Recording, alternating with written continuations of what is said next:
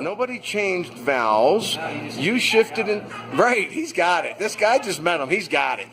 He's like, you didn't die. You just shifted into a timeline that you branched off of. That's some crazy shit. Crazy shit's going to be going home looking at the books where it says stain. Oh shit! Really, you hit that tree and I was up on 2 wheels in, I don't know, the 80s, 90s, something like that. Came back down, and I was like, I don't know how I survived that. I don't know how that happened. Dude, I tried. Divine intervention, I figured. Yeah. There's something in the program that doesn't allow it. Some programming doesn't allow it. What do you know? You keep trying to forget about this stuff. What do you know? Tell me, what happened? So what happened? You didn't try and kill yourself, obviously. A couple times. Okay, but it's not going to happen. You already know that. It doesn't work. No, There's something in the programming that doesn't allow it. Oh, so he's saying in the programming, because we could be just shifting to another program, not another timeline. It could. It's a form of speech. Exactly. It's all. I have no idea what I'm talking about because I'm just using terms like timeline, dimension, reality, realm, malleable. It's all the same. Subjective reality. Shifts. That's it. He's like, what's going on, man? I just came in for a beer. Seriously, I walked outside the shirt. I was like, oh shit. Poor guy's trying to forget about the Mandela Effect. Every time he gets involved in it, tries to forget about it, and he comes in here and sees the shirt, right? That's too funny, man. Yeah, of all places, man. Not a lot of people know what the fuck that is. Yeah. And what have you learned?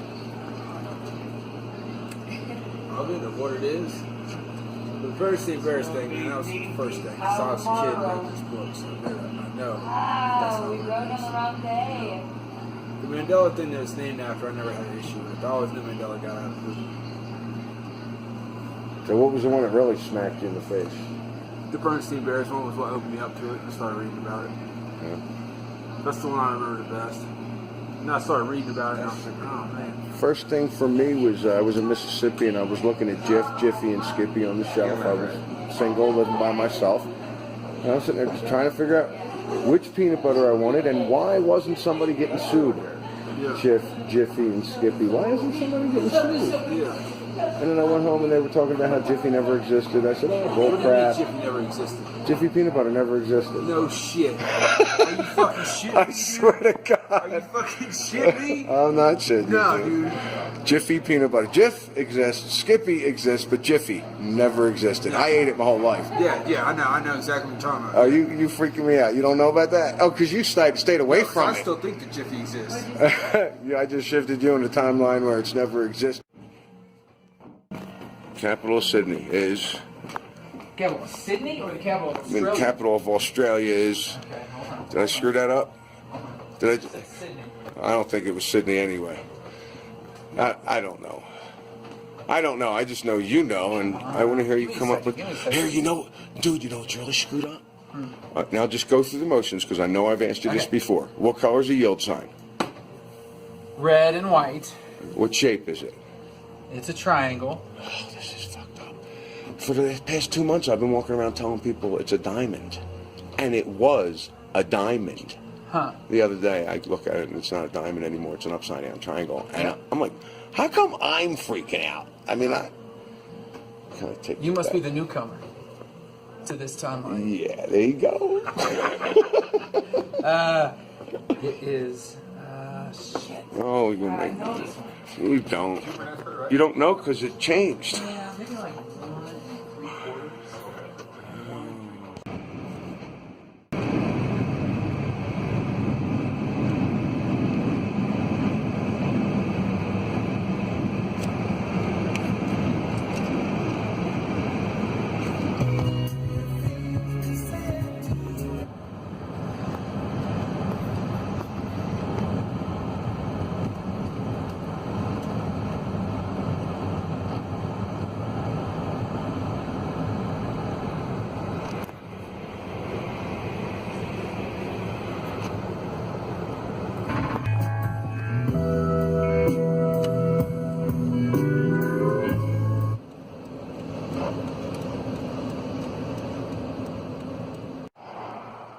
My straw analogy is coming out great. People are really understanding that.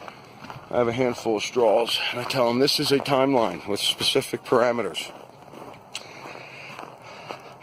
And we create motion in time by shifting in that section of timelines, because there's infinite timelines inside that timeline with specific parameters. Once you shift to the one next to it that also has infinite timelines inside of it with specific parameters, that's when you might notice changes or shift. But you're not going to notice them with motion, because we're shifting into the immediate next adjacent timeline.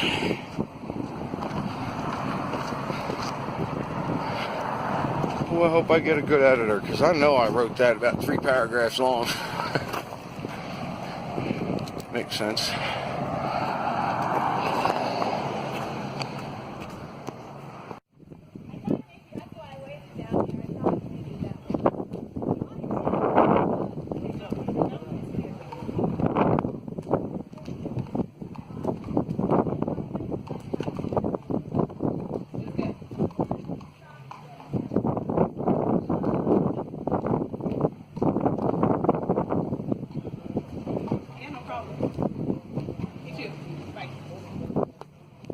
My eyes see changes right now, but I don't know what the change is. You know, I'll look at something and for a split second I'm like, that's wrong. Or it's different. And then I move on. One of the things that brought to my attention is, to me, by my definition, the Mandela Effect is a sign that you shifted into another timeline. So I don't really care if you're the only one that sees it. It's still a Mandela Effect. You know, if you're the only one that noticed, wow, stop signs have always been blue, now they're red. Well, you shifted. It doesn't matter. It's a Mandela Effect for you. It's a personal Mandela Effect. It doesn't really matter if other people are going to label it that or not. Who cares? It's by definition, your consciousness shifted into another timeline. So, people can scream and yell and get all upset they want it. It's cracking me up. I was checking out Reddit where somebody's just off the hook. A few months ago, I think the comment was put up, though, or was I don't even know. I don't even think it was a comment. I think it was in the description about how, if only one person, it to be a Mandela Effect, it has to be multiple people forgetting. No, I disagree. And that's some of the things I've been coming across now. Personal Mandela Effects. Hi, pretty girls and boys. Yes, you're pretty.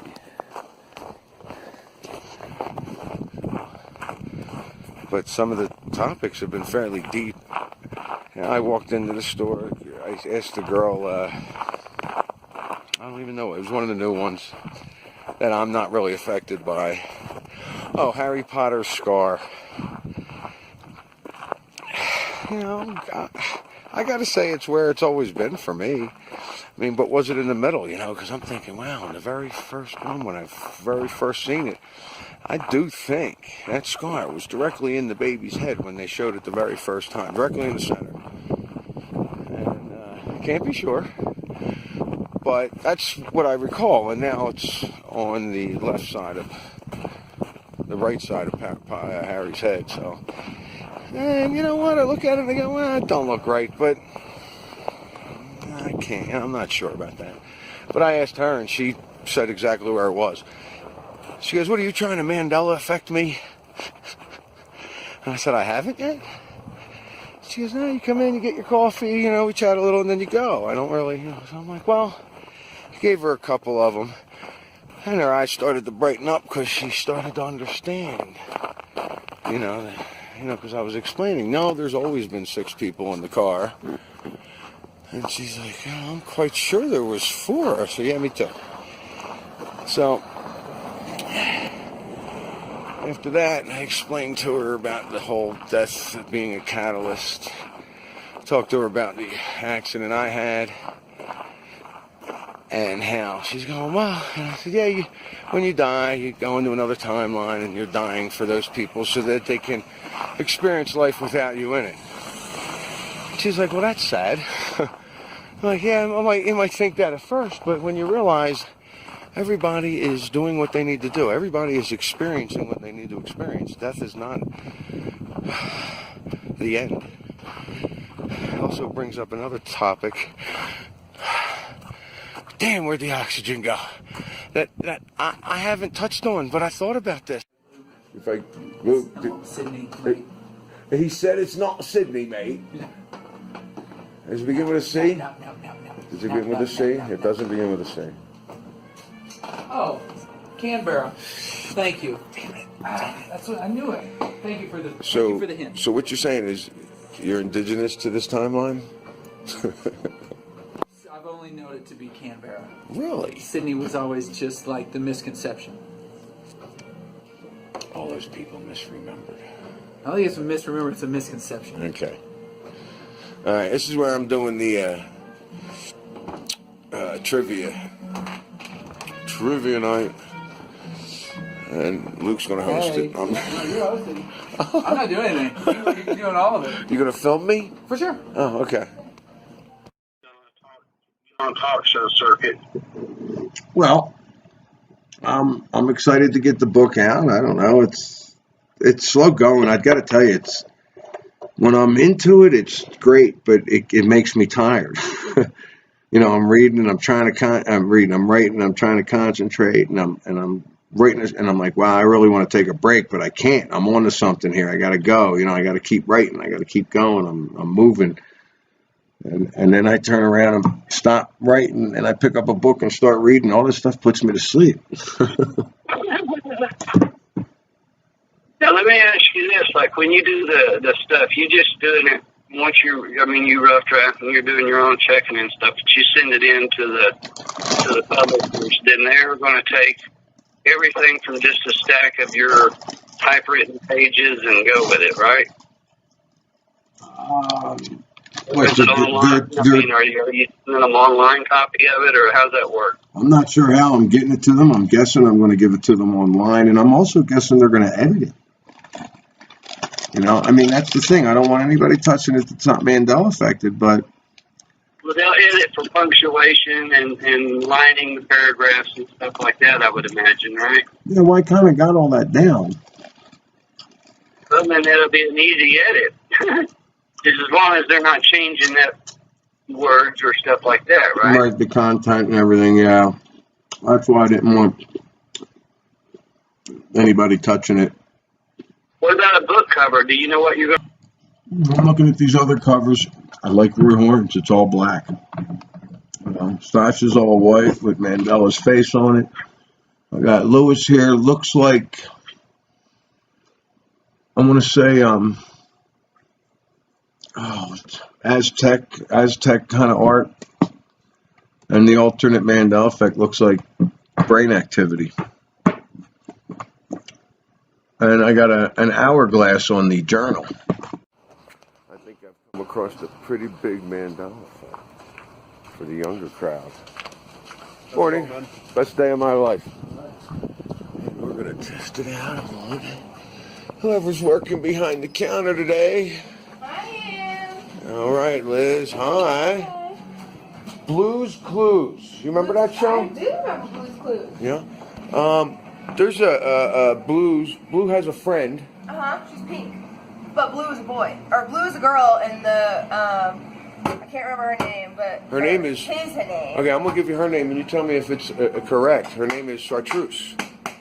Chartreuse? Chartreuse, I don't know. And she is pink. She's pink. Could you look it up on your phone right now? I want to get the reaction on your face. Because Chartreuse is a reddish pink, and that's her name. Okay. Okay, at least that's reddish pink is what it used to be. So now when you look up Blues Clues Chartreuse,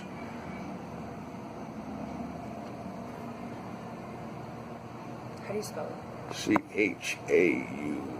CHAUR blah blah Something like that. CESE.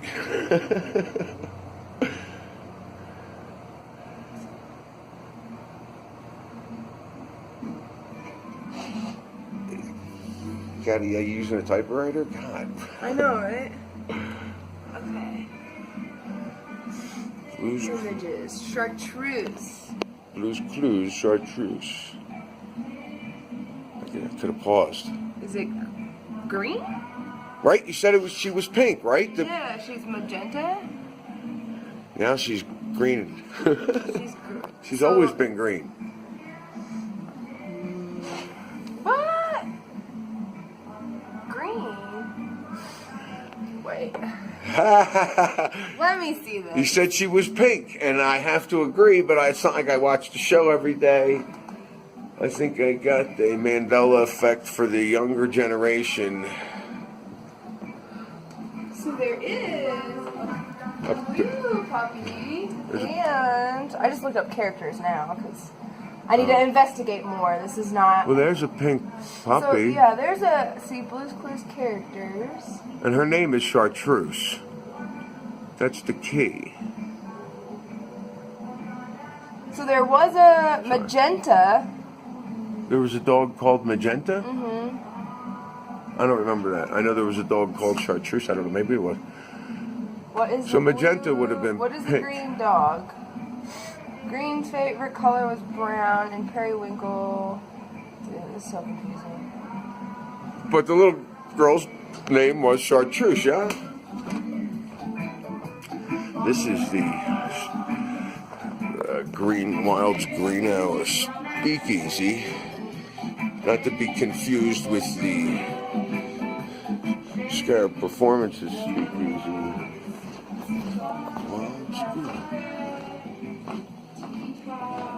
That's where I'll be doing the trivia. Do the trivia back here. Blue's best friend, who is identical to her with the exception of a magenta fur coat. Excuse me. She's frequently seen amongst Blue's classmates. There's no character called Chartreuse? Periwinkle is a male kitten. That's even weirder now. Is there? Cinnamon, no. There's no Chartreuse. I don't think so. Wait, Green Puppy. Green Puppy is one of Blue's acquaintances and schoolmates. Mint green color, who unlike other dogs featured in the series, is depicted with visible teeth and incisors.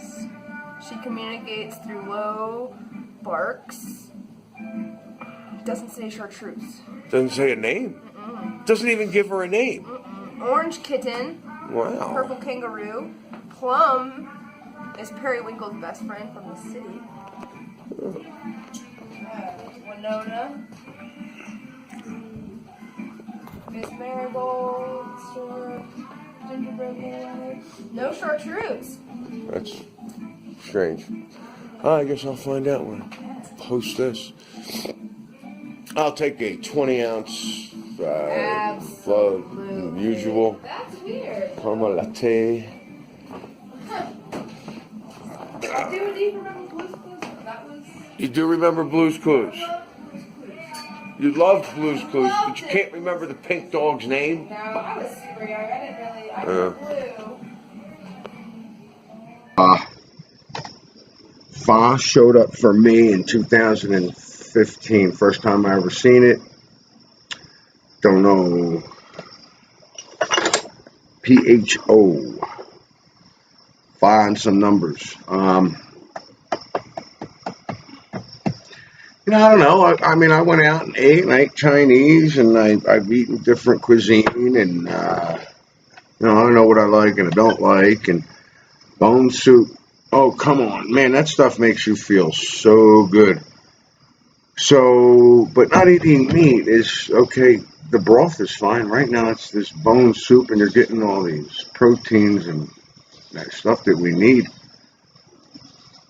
Now, even though I've really cut back on the meat strongly, and when I do have it, it's like, I don't feel like I need it as a habit.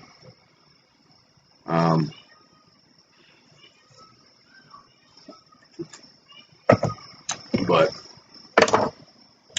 my body craves that stuff, but there's ways around that, so I'm not too concerned. But this pho, there might be a way around it. Now, I just had it the first time about a month ago, and the whole time I kept thinking, wow, this is extremely interesting. I could have put other stuff in it, but let me just go for the pho, the broth, the bone broth. And and I wasn't feeling good, and my back hurt or whatever. And when I was done that soup, I'm telling you, man, that just made me feel so good. I was felt really good. Also, Chiba Hut. Chiba Hut has never existed for me. It was a hoagie shop, I guess. I don't know. Burgers, maybe. Apparently, it's been around since '83, I think, maybe '84. Chiba Hut. I noticed that a couple months ago as well. Just surprised me when I looked it up that it's a franchise and it's been around for ever. Now, and it's funny, I haven't had a chance to really look at all the Beatles stuff that I've been wanting to do. I've been wanting to listen to all the songs. I did find some inflections that were different on the first album. Backups. The backups were different. Oh, what was it? It was the first album. I'll tell you what it was. Please Please Me, Misery. Second song on the album. I hear different backups. It's interesting, and that's as far as I went. I did that a while ago. I was just checking it out, and I was just laughing because at some point it doesn't really matter. You know, we already know what's going on. I just think it's interesting. I'm chasing Mandela Effects again. Ouch. Just a little quickie here. I hope you even come up on this. Gad, what do you got? So, the theory is that we're all just a video game, right? The concept is matter is not dense. It's molecules and atoms being told to do this or that, right?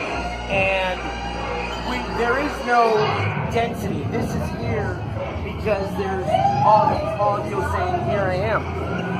But so if you think about it as a video game and being inside a level, you're held and confined to the level that you are able to essentially exist in, right?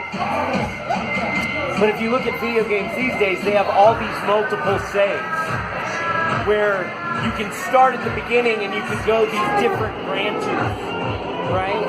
And you can do multiple saves. I think there's unlimited saves, almost, right? If you start at the beginning of time and you go, hey, guess what?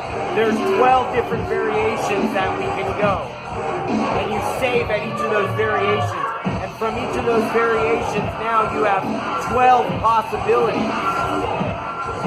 That exponentially makes it expand into the possibilities. I've been wanting to just do this live because I got this thing in the back. This is what I've done to the place, people.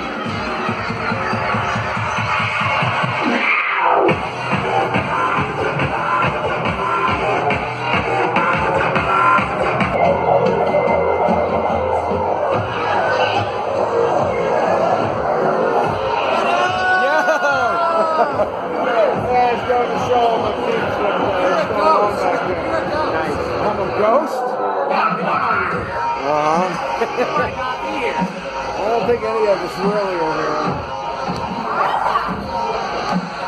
So we're worried about catching a ride back. So we're gonna go hunt our potential ride, but we might be coming back. Oh yeah. But more of the story, we're all a video game inside a system. That is one of the similar theories that are out there. Yeah. You know, it's not proven, it's just hypothetical. Like Tennessee, how do you spell Tennessee? Oh God. It's not. See you, little buckeyes. See you guys. See ya.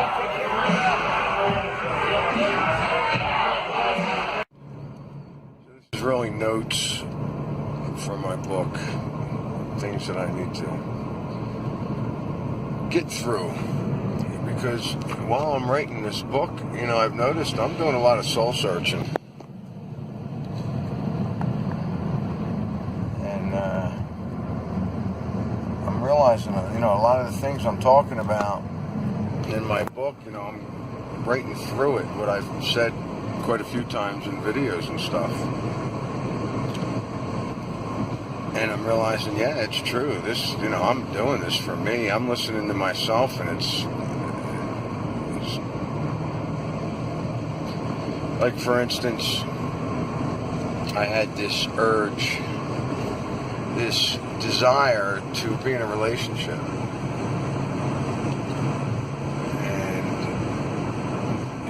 I really didn't know where it was coming from, and I would say things like, "Oh, your head's being polluted by media and television. And, you know, you have to line your desires up with your heart." And I really started to do that, and you know, it's like what I thought I wanted, I really don't. And it took some experience to go along with that too. Not proud, but. You know, it got the message across to me a lot quicker than I guess it would have. But anyway, no, if I need to shut that down, I don't, and I have been, and it's not easy, and it's sort of like thinking when you're thinking, all of a sudden you start thinking something negative. You know, you gotta snap out of it right away, and that I've learned to do. So the process I go through with that is easy enough. You know, once I see a cute girl, I want to go over and talk to her. You know what? No. It's done. I'm going right to the breakup. You know, if something happens, I think it was something Scarab said to me, but it's something I knew, and I know, and it's just... doesn't make sense. So to me, that's a program. The whole wanting to be in a relationship is part of the program. But I knew that anyway. Part of the program. I don't even know what I mean by that. Part of my programming. Something that I picked up at a very young age. I remember talking to my dad about it. I think I was like 8 years old. I was like, I'm not really into girls or anything, but I'm sure I'll get married someday. I mean, it's what you do. I remember it, like plain as day. I'm sure it didn't happen in this timeline, but whatever. But that's just one topic I want to go over and see how I'm going to write in that. It's another one. So much I want to talk about, like when I'm sitting here thinking about stuff I want to put in my book. I went back this morning, there was something I wanted to put in it. I go run back, and this is where I would put it, and boom, it's already there. I've been reading over parts of the book that I'm like, I didn't write that, or I don't remember writing it, or I'm like, wow, you know, but it's very chaotic. Because I think it would have been better to explain everything and then go through the experiences, and what I did was I explained a little and then I'll start through my experiences, because when I'm explaining the first part of it, it talks about one of the first experiences, so I figured, all right, let me just go in order, and I'm kind of bouncing all over the place. You know, I have to read it straight through to see, and then I got to give it to somebody else. I want to give it to somebody else to read straight through and see how that goes. But every time I think I'm finished, like I thought I was done at 26-something thousand words, and I'm up to 30, and that's just from editing and reforming sentences, and adding an idea here, an idea there. This was supposed to be notes for the book because I thought of something, which happens all the time, and I'm like, oh, I got to get that in. I don't bother writing it down, and I forget what it was. I've already remembered 4 experiences, small ones, I mean, that I had that I didn't, just had to go throw them in the book somewhere. I'm like, damn. And what did I do? No, I put them where that topic comes up near the beginning. But the timing on it was way off. So I state that. You know, I state, hey, I'm jumping ahead a little here because it's just 3 things that happen. It's all basically the same. but I have not found my notes. But it's strange because things are coming back to me as I'm writing. You know, and I really want them notes. I know exactly what book, what kind of ledger it looks like it's in, and I just don't understand why I can't come across it. I still have a feeling it's in this car somewhere. There is a bunch of junk back there still. So the soul searching thing. You know, I'll sit here and preach and preach and preach, and then I'm like, yo, you know, you got to apply, man. You got to apply. And I love the people I've been talking with on YouTube. When I don't get to do it after a couple of weeks, I'm like, wow, you know, I call up people, I say hello, talk to them. It's something I need, something I want to do. And yeah, it's nice to have that outlet, but at the same time, one of the things I had to put down was the computer, media, and electronics that are feeding my mind. And YouTube does do that. You know, I'll get on YouTube and chat with people, or I'll just call them up. You know what? I mean, I feel like, you know, when I say that, I feel like I'm the guy that won't change, you know, or the old man that doesn't like change. I don't like that. But at the same time, it's running into an area where, you know, I understand where computers can be a tool, but, you know, they're already taken over, right? I'm just keeping things to myself, because that's part of the process as well. You know, doing what you're supposed to do as far as creating, and keep it to yourself. That is a big part of it that I need to make sure I shove in the book somewhere. Because one of the things I've done is, you know, the process that I go through, I don't know what's right and what's wrong about it. I know I've been creating. When I create something negative, I'm like, damn it, I was thinking about that. I was getting pissy about that or whatever, and something negative comes up. Holy shit. You know, I don't know what the formula is completely, but I do mention bits and pieces here throughout the book. I do not lay it out as this is what you do. Because you know what, I don't know. And all I really did was write down my experiences and the interpretations I gave from those experiences, and I elaborated on them. And that's it. You know, and then I come up with, and then I go talk to somebody online, and I'm like, wow, you know what?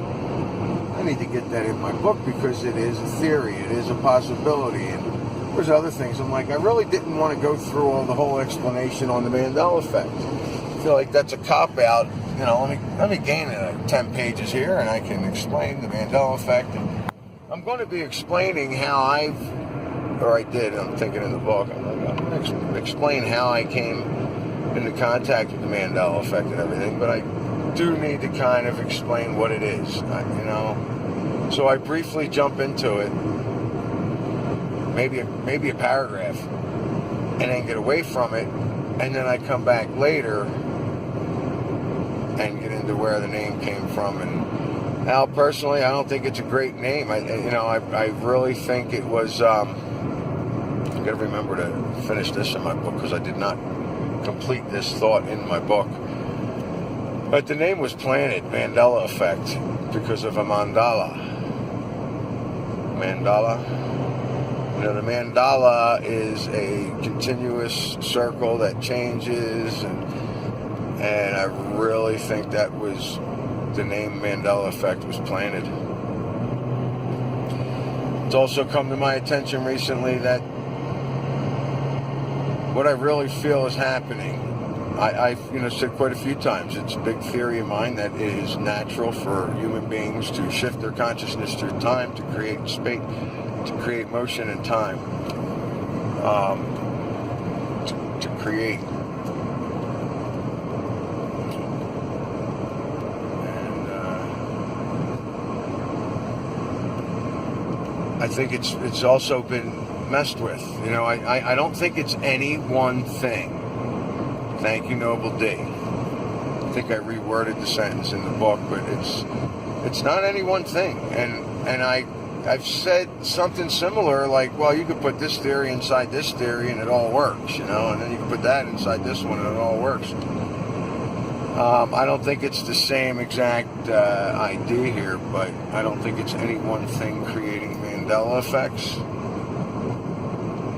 There is manipulation going on here, and I've noticed that with the JFK assassination videos and stuff, because when you watch those tapes, when you watch those videos, they look like they were doctored.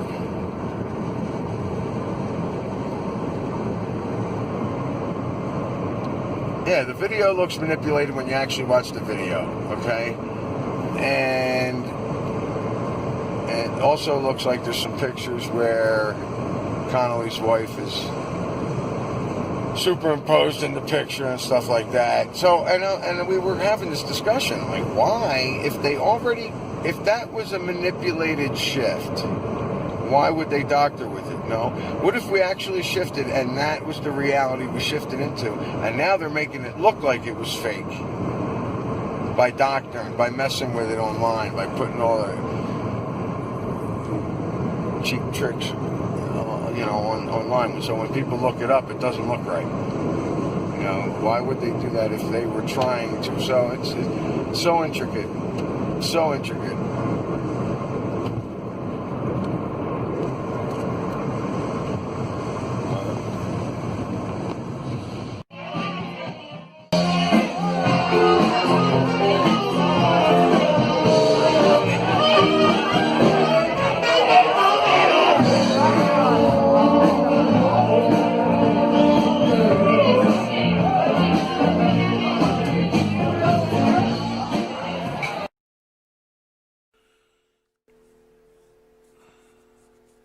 Take 8, something like that.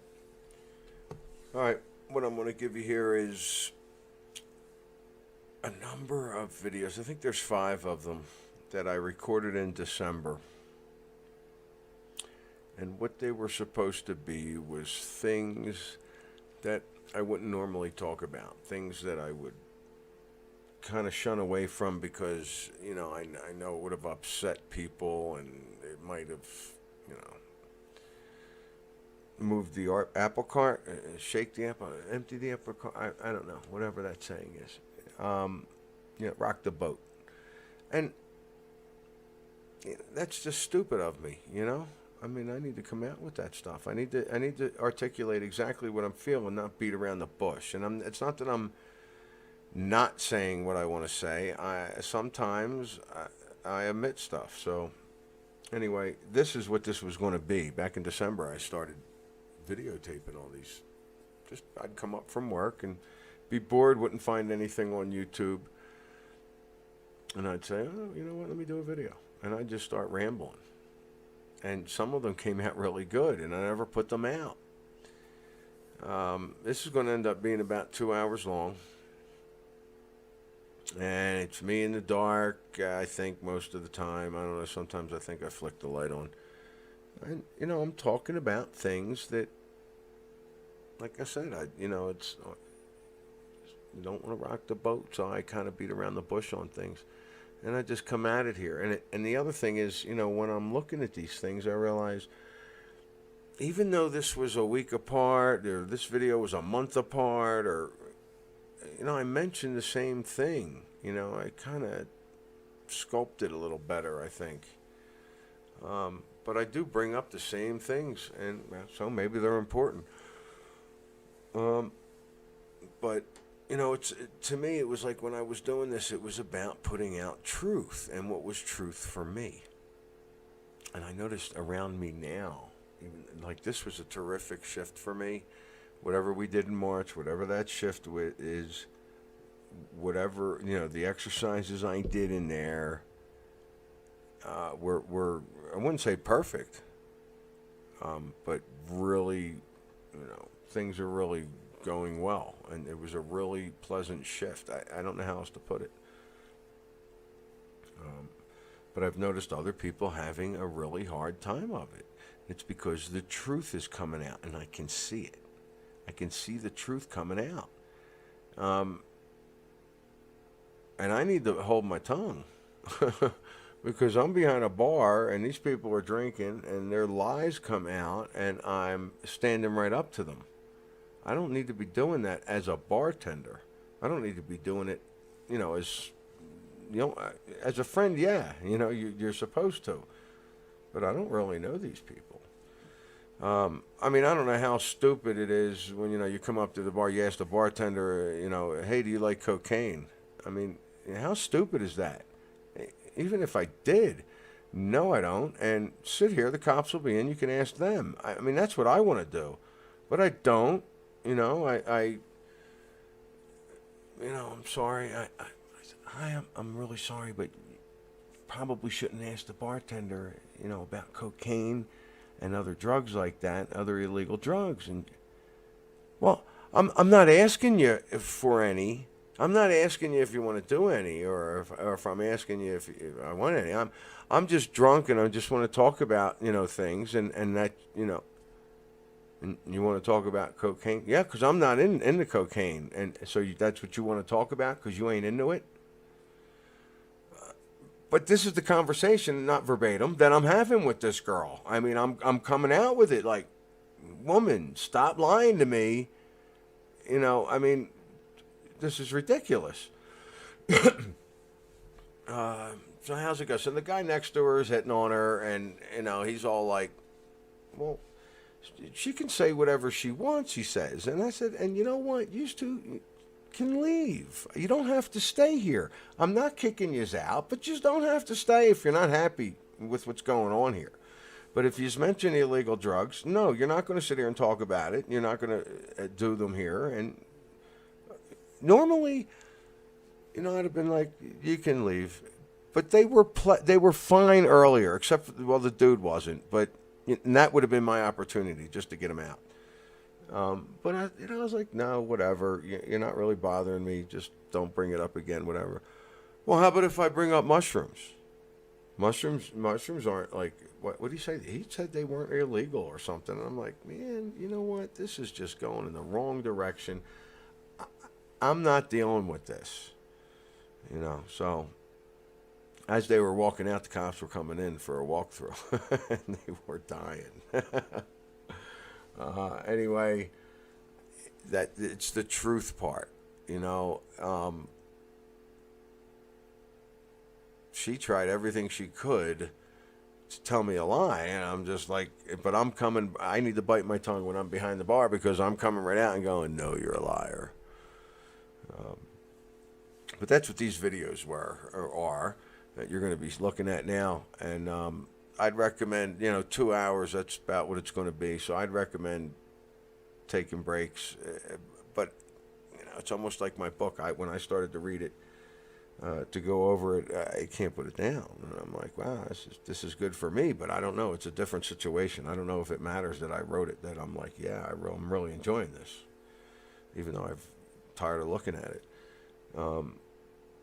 But yeah, these videos are like things that I wouldn't normally have elaborated on, spoke about, talked about, or, I might have said it real quick in a video and then moved on. And I just decided, I was always coming up from work and looking for something on the Mandela Effect and trying to focus on certain things in that area, and nothing would come up on the feeds, and I'd be like, right, well, you know what, I'll just do a video. And I thought kicking around calling it the Dark Files, and I just put these videos out. I haven't been doing videos because I didn't have an editing program, and what I did put out, what were they, half-hour videos, just me chatting away on information. Anyway, I'm going to put all the videos that I got. There might be 5 or 6 of them. I'm just going to go ahead and put them together, and they're not in any particular order. I do put a short one up front because it's not. It started out as the Dark Files, but then I was interrupted by a phone call, and I took it, on there. So you'll see that. And Oh, that's enough. Enjoy it. It's 2 hours. You hear me? I'm going to be putting out videos. I was going to call them the Dark Files. I don't know. I think I mentioned it a few times. I've done, I don't know, 3 or 4 of them already. I'm just not putting any of them out. It's a lot of information I'd like to get out. This is for me. I said I'll be doing it. I'll be smoking, talking to my cats, drinking, whatever. And I noticed, like in the other ones, I wish I could edit them. Just give you the information, but I don't even know what order I'm going to put them in or anything. And I'm getting a call from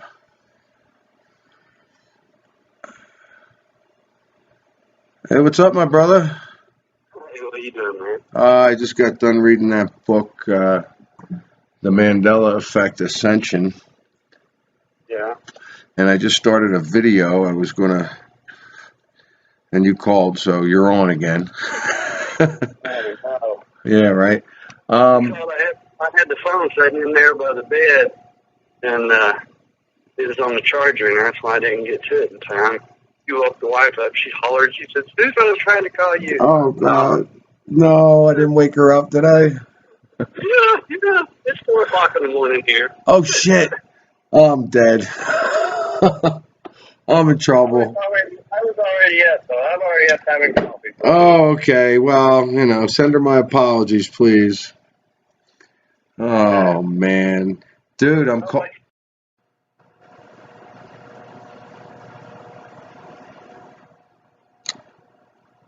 Video games are just as bad as TV. You need to get away from the video games. If you're watching video games, you're playing video games, you're in a bad spot. Tricked you right into it. So they're tricking me too. I'm sure there's things I'm doing that I shouldn't be doing. The thing is, at what point do you stop living? What point do you stop living your physical reality when you realize it's not what it's about? Good deal. Not now.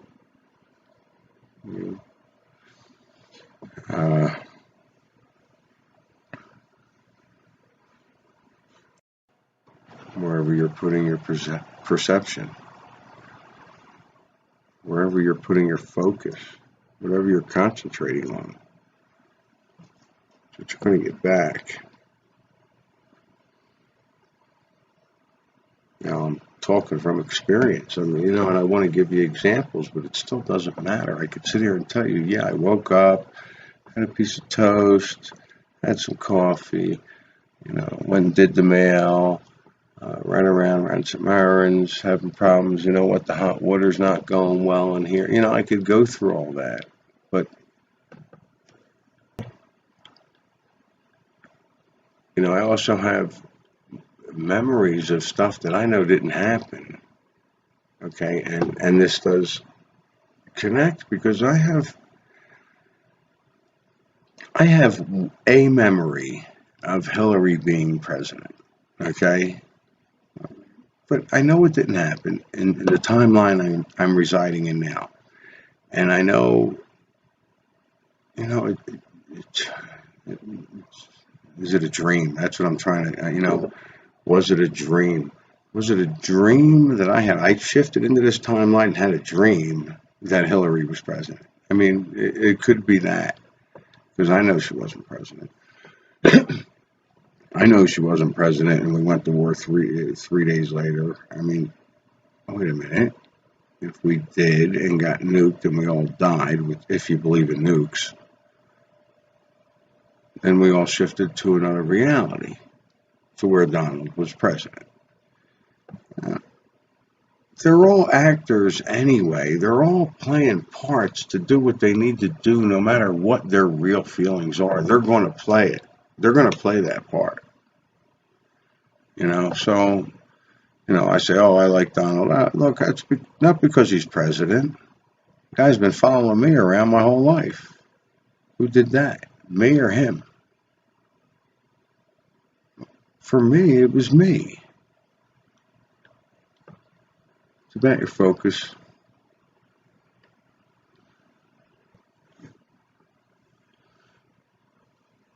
It's where your focus is. So if you're going to focus on that, focus on getting the message and run with it, because he gave you the message, gave you the tools.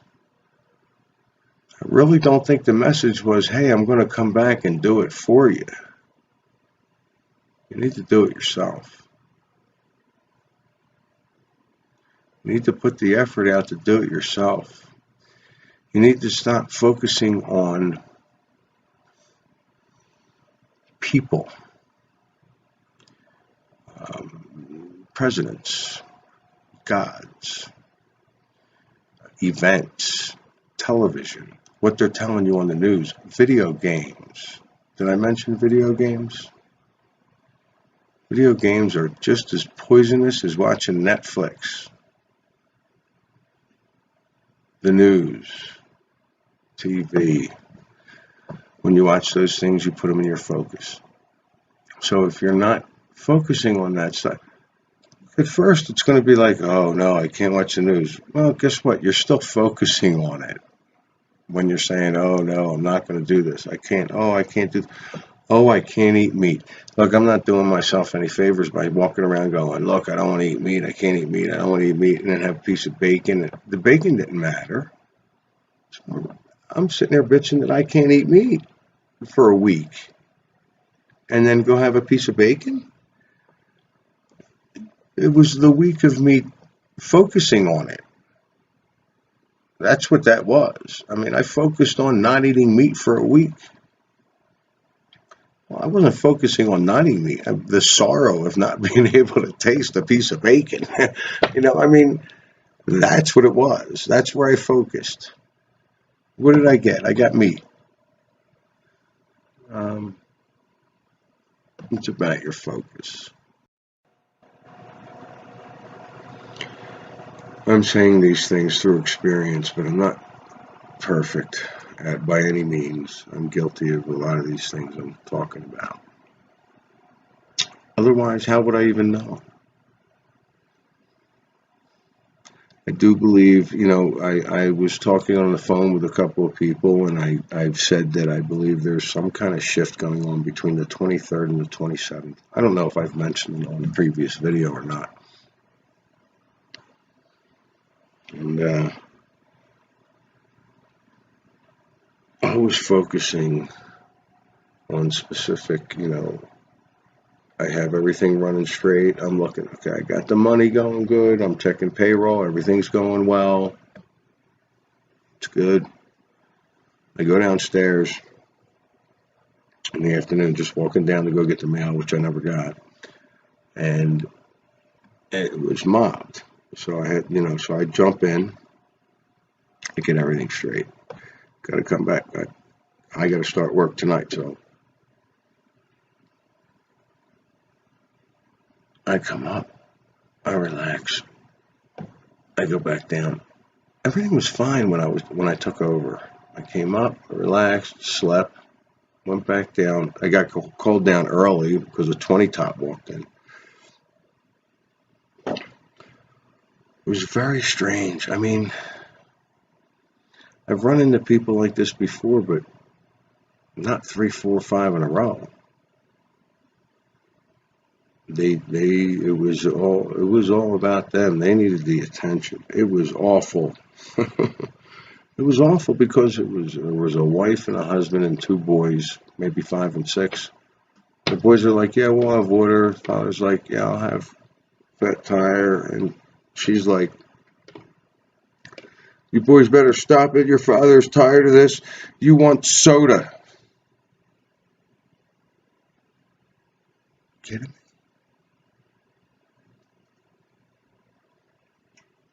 I'm looking at this guy. There is no life in this man at all. He's just there.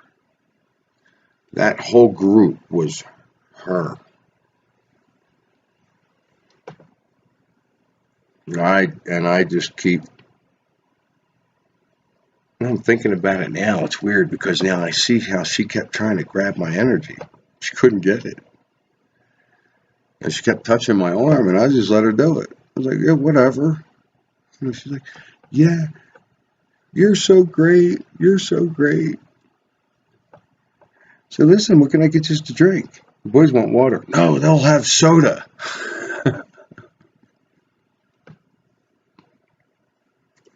I go to the next table, and it was the same thing. A little different. I think her husband kept kicking her. I think that's why she stopped.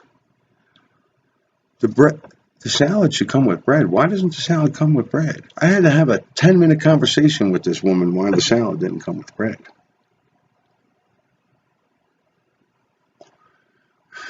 Boy, I wish I could edit that out. This seems like it went off target, and it sounds like I'm bitching, and it's not, because the whole time I just kept thinking, wow, where? Yeah, I was going to pause, but where are these people? They're not in my timeline. They're not in my dimension. I don't even know what I'm saying as far as my terminology. I do understand it. I don't know if I can explain it. They are nowhere near my dimension. Still in that same timeline. I was thinking of this. Look at it. Say a tube with a bunch of wires in it. The tube is the timeline, and all the wires are all of the different branches. You branch off. Okay, someone told me.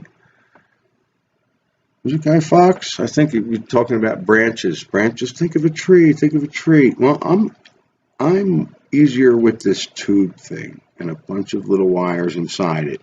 Infinite wires inside it. And that's one timeline. Right next to it is another timeline. This timeline has Kit Kat with a dash. The other one don't. The one above it, is, and go on and on and on like that. That's how I see it. I like that. I wish I'd actually post this. Yeah, I'll post. What do I care? I'm doing this for me, and not many people are. How many people are going to see this that are, I hope these are all real. Hey, Merry Christmas. Hope you guys had a good Christmas. Happy New Year. I don't talk to you.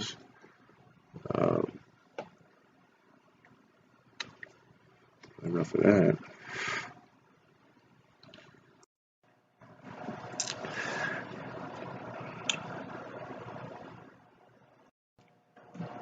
It's all about your focus. And that's where, it's hard for me because I'm focused, but see, it's not, I keep saying it's all about your focus. Now I'm going to change it. No, I'm not going to change that, but it's also about what you're aware of, what your beliefs are, what your feelings are. So it's not just all about your focus, but you're going to get smacked in the face with your focus. Now, because I'm aware of the spiritual battle going on, I'm not focusing on it. Now, I have questions about it, but and it's not a focus of mine. Should it be? Does it have to be? Because if I'm the one experiencing this, I'm the only one in my head. I can experience what I want to experience, right? Put my focus there and I'll experience it. I mean, it's like if. Look, if I'm not focusing on anything except, my work, my job, my cats, the things right here around me, and I'm not focusing on any news, any wars, any presidents, any religions, any gods, I'm not trying to upset anybody. I've been looking into this. I'm trying to be real about this. I've said this before. I don't know if I've ever actually said it on video, but I have my relationship with God, and I've been programmed right into religion like everybody else. And I believed that we lived on a ball, and now I don't know what we live on. in, on, whatever, and you know, you know, this is the spirit. The kingdom of heaven is within. I've heard that somewhere before. That's where you're going to get all of your answers. That's where you're going to get all of your answers. Let it go.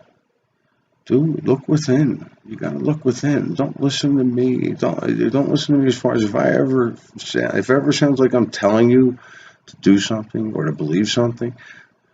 No, that is not my intention. It is not how I'm putting it out. That's not how I want to put it out. So if it comes out that way, no, don't take that. Don't listen to me like that. You gotta close your eyes, sit down, and think about what you want, what you really truly want, and what most of us probably want and don't even realize is we don't want to be physical anymore. We want to know what it is that we are outside of the physical realm. What are we outside of the physical realm? That's what we want to know, right? I come back here all forever and hang out and party and do whatever. But what am I outside of this? I'm a spirit. Well, what does that mean? I mean, I could draw a picture, but I don't know if that's what it looks like or if. So what does that mean? Does that mean I'm all-knowing? I don't think so.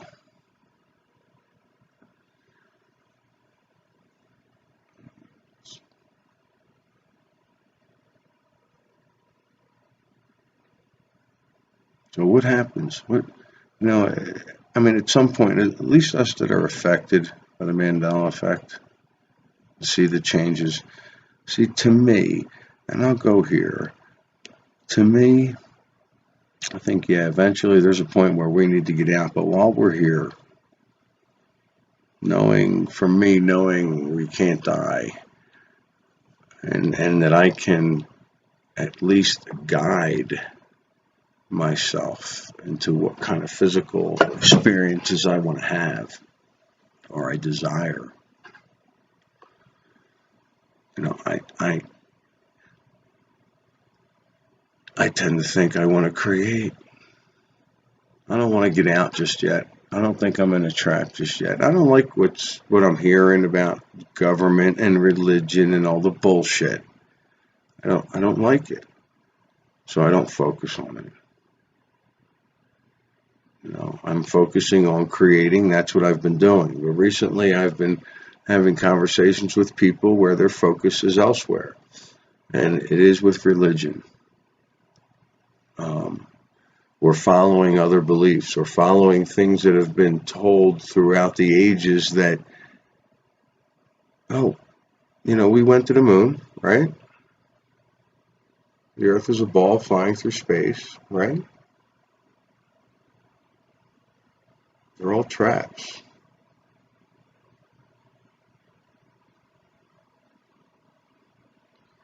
But I don't think that's a reason to get out. I don't think that's a reason to fight to get out. I think we're here to create. We are here to create. We're here to learn to create. So I say, since we are Mandela affected, and we understand that we are shifting through timelines, and that's how we can create. Because everything already is and everything's already there. So if everything already is and everything's already there, all we have to do is get to it. So that's how we create, is by getting to it. By shifting our consciousness into a timeline where it's like that. Or like that I create that, or I did this, or this is how I'm going to live. I'm going to shift. We're here to create. That's it. Okay?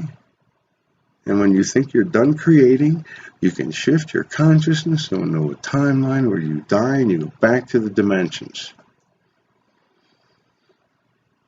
Where you're not human anymore and you find out what it is to be spirit. I think the bottom line is we're here to create. And this whole conversation, I sat here and chatted up this storm about you know, what not to do, what not to believe, what not to watch, what not to focus on. It wasn't about that. It's about what you're going to focus on. And it's about, you know, okay, it's going to take some time. It's going to take some time for you to get away from the television, not worry about what Donald Trump's going to do and how he's stopping war, or how he's creating war, or how he's intimidating people, how he's not intimidating people, or whatever it is he's doing. You need to just back away from it completely. Having an opinion when somebody at the bar mentions something about Donald or Hillary or whatever. You know, this is for me, and I should have said this from the beginning. You know, I'm the one that has to stop waiting. Like the characters in the screen when I lived in Mississippi. And maybe I'm just thinking about this now because I just got done writing about this in my book a couple days ago. You know, I had characters in a movie that I was watching look at me through the screen and ask me what I was waiting for.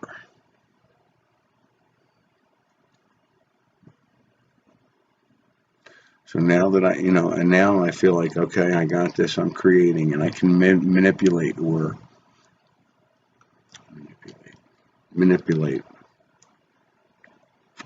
transform the reality around me in the realm that we live in. I can transform it. I've been very successful. It's a trick, and that's what I'm being taught or being told, you know. I'm being tricked into believing that I'm creating. I'm okay with that for now. And I'm just going to continue on creating. So I really think that's the bottom line. You know, if you're going to sit here and fight and try and break out of this physical reality, I don't think it's the physical reality that's the trap. I think the trap is getting wrapped up in others' beliefs, others' feelings, others' stories, others this, others that, because it's about you. And I don't mean that the way other people, everybody's like, oh, be fearful of that me stuff. Look, I love every one of you. And every one of you are part of my life. And in that respect, it's not about me. But I'm the only one in my... I think if you're not sure what to do with your life, I think you should go out and create. I think you should just do a test. I don't know. I'm thinking it's trying to think of something small. Small. I mean, what did I do? I was starting with weather last February. That's what I started with, weather, and I was so surprised. And I think the key, it would have continued if I wasn't surprised. And I just went on like, yeah, that's right. Create. You want to create. That's what we're here to do. If you create, you can create you can create to a timeline where the spiritual battle's already been won. Everything's already happened. We already won. We already won. So shift your, and breaking it down, dumbing it down. If this could be dumbing it down, is you take your dominant consciousness and you shift yourself into a timeline where we've already won. Now, you remember them tubes I was talking about an hour ago? So we're over here, we won, it's over, there's nothing going on. It's easier to run around in here and take, put a gun in the scarecrow's hand, and one over here and not in the other. When you jump over here, look, there's going to be things you don't recognize. You're not going to recognize yourself. When you shift that far apart, you're not going to recognize things. I am thrilled beyond belief.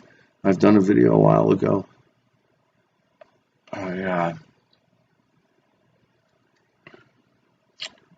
look back at my first video, that is not the same me.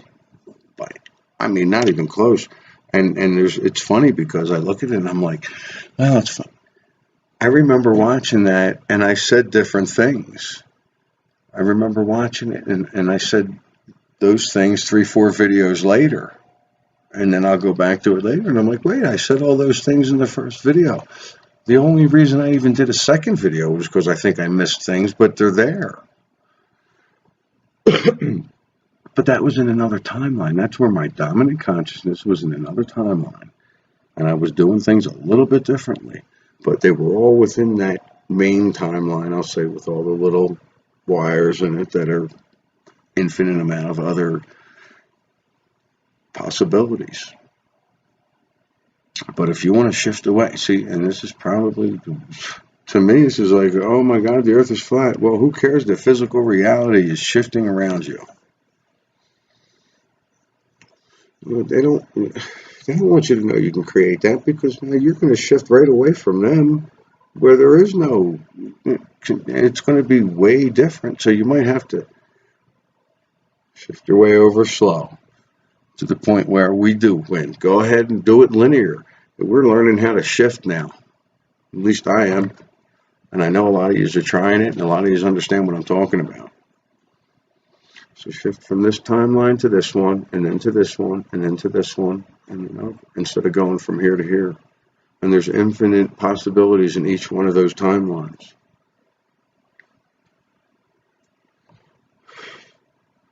Put your focus on trying to create a timeline where,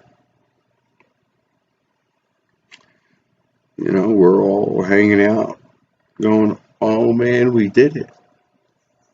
We got away from all that. We won. I mean, me, I want to go from here to here.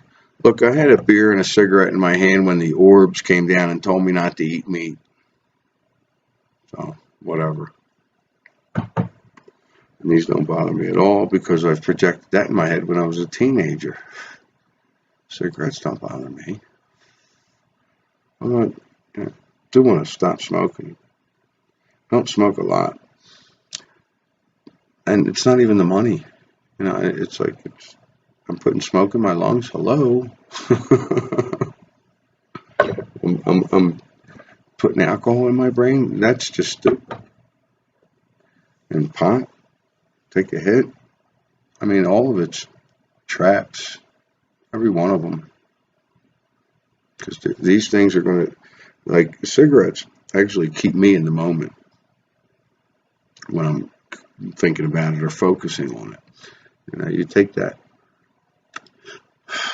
first hit in, you're in that moment. I don't know if that makes any sense. I'm not saying go out and start smoking. No, I'll be absolutely stopping that. I'm not going to say quit. That's just ridiculous. Just to say, I'm going to quit that. There's something negative about saying I'm going to quit smoking or I'm going to quit drinking. There's something negative there with the word quit. I don't know what it is. I could feel it. No, I'm just going to put it off to the side. I don't need it.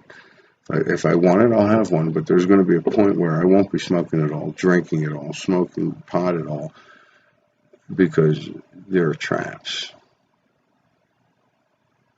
Just as television, the government, religion. It's all traps. If I was ever going to post something called Suso Raw, this should be it.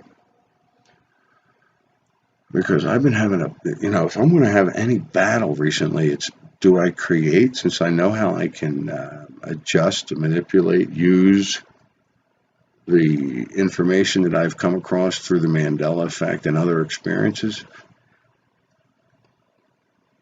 I'm going to, do I use that? Do I create? Or do I try and get out? Well, if I can create an infinite amount of whatever lives that I want, or experiences, then I can experience getting out whenever I want. So learn to create, and then when you've had it and you're done, like, okay, this is enough, create your way out. you know, and I want to say, well, these are just theories. And this could be the program keeping me locked in for a bit more. I don't know. What else am I supposed to do? I'm learning how to create. I've figured it out, at least enough for me right now. It's not instant, but I believe it should be, and I believe it can be. I believe we can have instant manifestation. Yes, I rubbed all of the shelves. They were going to go up there anyway. Hi, baby. Hey, you. Oh, you're going to run from me? So through this whole thing, I'm sitting here yapping away, and I should give him a call. Maybe I'll let him watch this, because I don't think this should go out. I think it should go out. I really think I should post this. I think I should post this, and I think you should listen to it. And I think there's a lot of good information in here, because I really think it's about creating. Come here, Prince. I hear you. You know,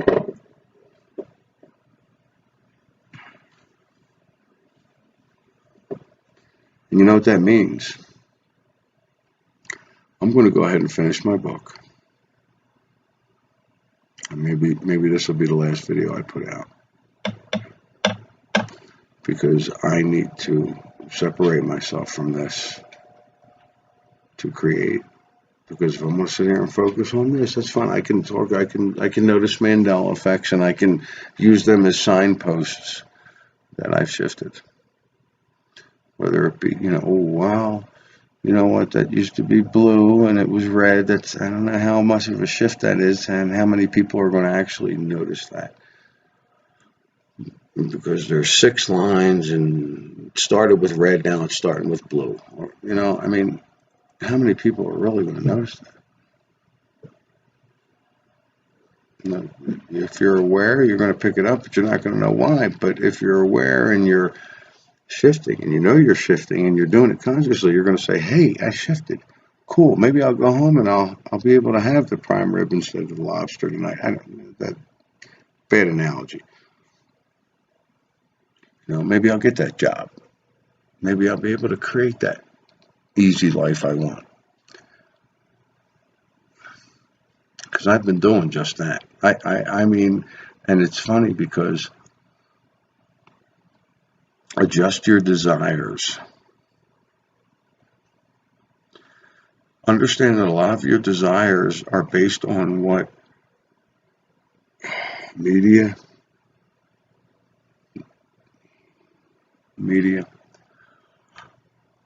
Oh, excuse me. Whew. No, I'm picturing like magazines at the racks and stuff, you know, when you're checking out.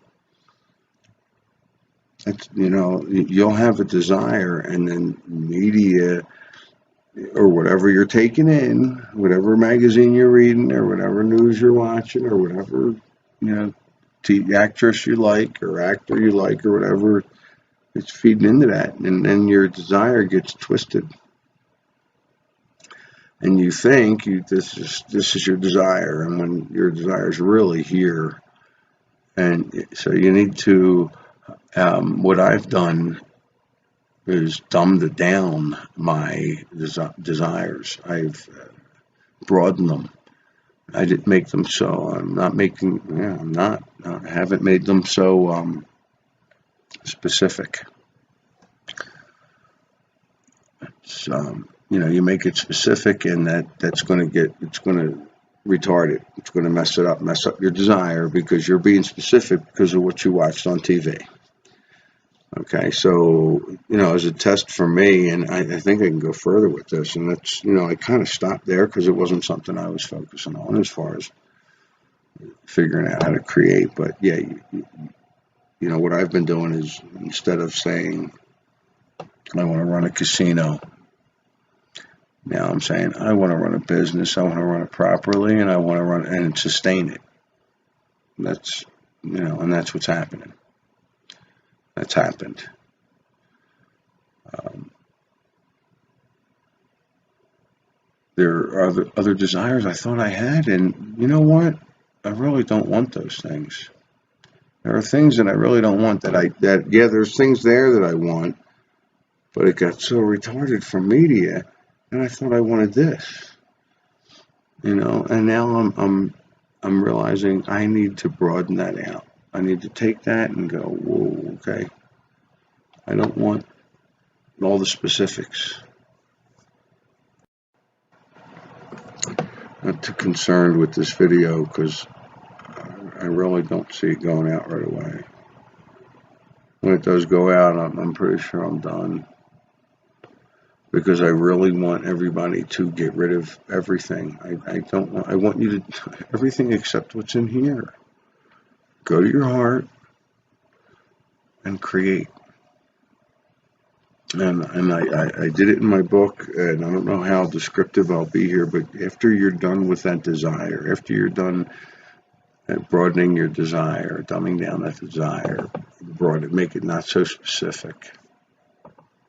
You want to feel it. You want to know it. You want to know it. You want to feel it to be real. Okay, what I've done was I laid down in bed. The window's open, the wind blowing through the window. I just lay there. And an example would be I feel my feet in the sand. I can feel the wind and the water on my face. Okay, I can. For me, I saw myself walking around and directing and running a business. But I would lay there. I would feel it, and I could, I would get very excited. I would also decree. I would say it out loud. Like I said, now I have this formula, but I don't know what you need to do, what you don't need to do, because I think at some point you're not going to need to do anything that is like ritualistic, and that's what I think this formula is, and that bothers the heck out of me, because you don't need to do a formula. You just need to do it. But this formula is helping me, sort of like taking one timeline at a time instead of going from here to here. The next thing for me in that formula was to verbally say it. I don't know if that's needed or not, but I remember having that conversation with 3 or 4 other different channels that aren't in cliques with other channels. They all happen to mention talking about something out loud. Whether it was a decree or just a sentence. I'm like, yeah, verbally, it's important, so say it out loud. I want to run a business and sustain it. One of the hardest things and there are other pieces to this that I've dreamt about, that I kick myself for not waking up and writing it down, but it just wasn't going to happen. I'm waking up with a pen right there from now on. I mean, and that helps. But there were other portions of this that I'm just naturally doing, and I don't know what they are. So, sounds like a cop-out, but it's plain simple fact of it. And the hardest thing that I had to learn was surrendering. I still don't understand it. It's easier for me to do now because I've done it quite a few times while I was creating. It's the last thing that you do, but it's one of the main ingredients. You got to surrender to it as if it doesn't. See, and that's where I run into the problems. It does matter, but you're going to surrender to it like it's already here, and it doesn't matter when it shows up, and you'll get to it. It's like it's right there. You just got to reach out and get it. But you'll reach out and get it when you want to reach out and get it. Surrender to it. I'm going to write about it, but I don't know exactly what that means. But that's the formula I've come up with. It's a little more detailed. But I don't think it matters about how detailed it is for me. I think you should take those things and Say, you know what? I don't know how it works. I don't understand it. Go get online and read about it. There are other people out there talking about shifting timelines, and they never mention the Mandela effect. Start Googling shifting timelines. Or stay away from Google, because I think that's part of the problem. The computer is part of the problem. Okay? Yes, it is. You know, and that goes along with religion, government, and TV. You know, you gotta get video games. Please stop playing the video games. It's worse. It's probably one of the worst things you could do is sit there and play video games.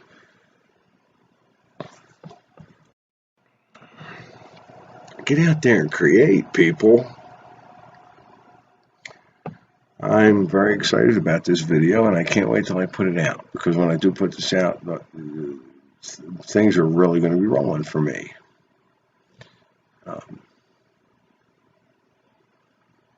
But it's my dominant consciousness really, really wants to guide you guys. I want to see all you guys. I want every one of you to succeed in whatever it is you want to do.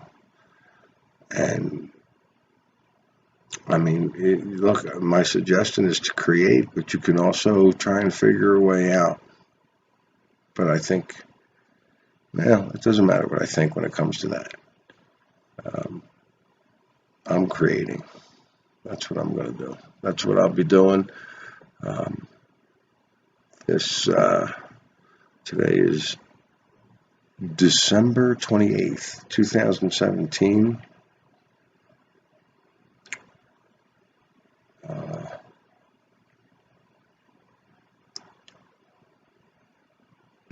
I don't expect you to get this for a couple months, to tell you the truth. And I might have said some things that really didn't. It's like, what? Mess with people. Might have hurt people. You know what? If it hurts, go for it. Do it. So what?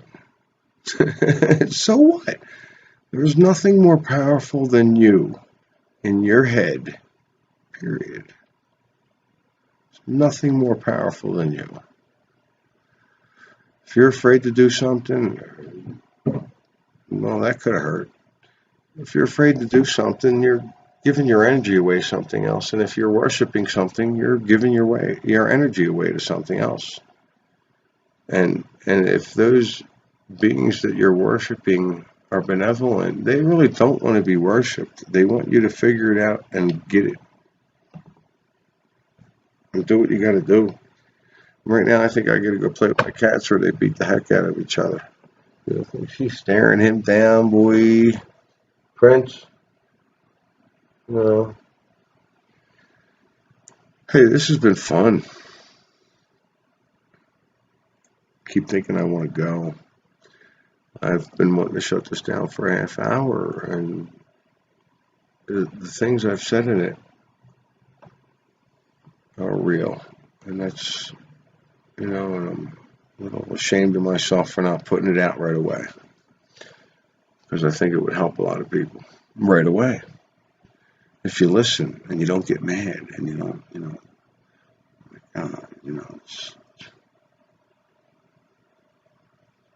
you're the only one in your head. So it is about you. But it is how you treat other people and how you interact with other people. And I really want you to feel that. And that's why I'm doing this. I'm interacting with you. I mean, I say, yeah, this is all about me. I say it's all about me. And I say I do these videos for me. And that's true as far as I can see. I mean, I'll get on, I'll listen to myself and go, ooh, wow. I talk a good game. I talk a great game. Why aren't I doing that? So, and like I said, I bet my first 10 videos, I don't even recognize myself at all, because I have shifted. Prince, I'll tell you what. What are you doing? He is celebrating this thing called life.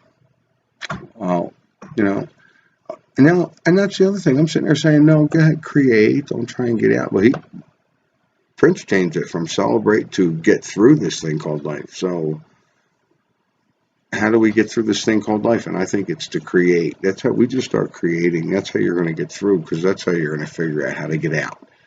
To me, it's the simplest way to how to figure out how to get out, if that's what you want to do. Start creating.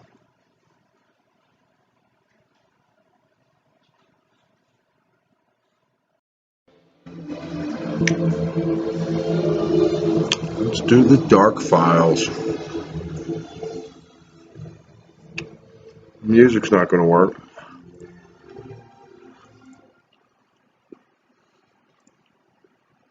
So, it's the 30th of December. And I've noticed there's definitely been a shift. And, there's a pattern I've talked about. There's a shift. I'll wake up and,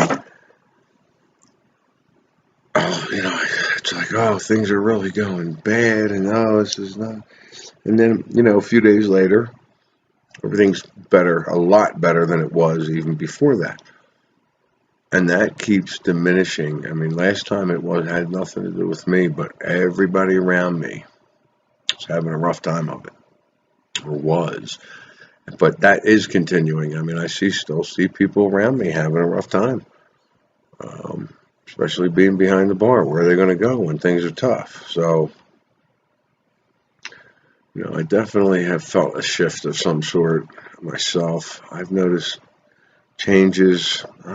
Just told me I shift. That's all it was. It was a signpost that I shifted.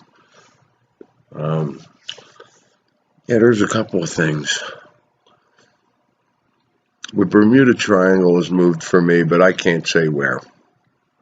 It's just not the way it was for me.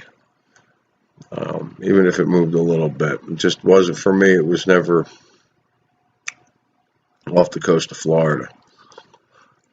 It was off the coast of Florida, but not touching it. What else was there? Some things have been going down in the bar. Just paranormal activity, spirits. You can see them. I mean, I can. I see shadows constantly later at night.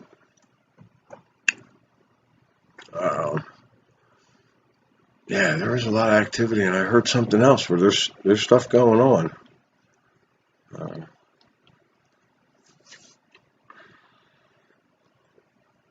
Interesting.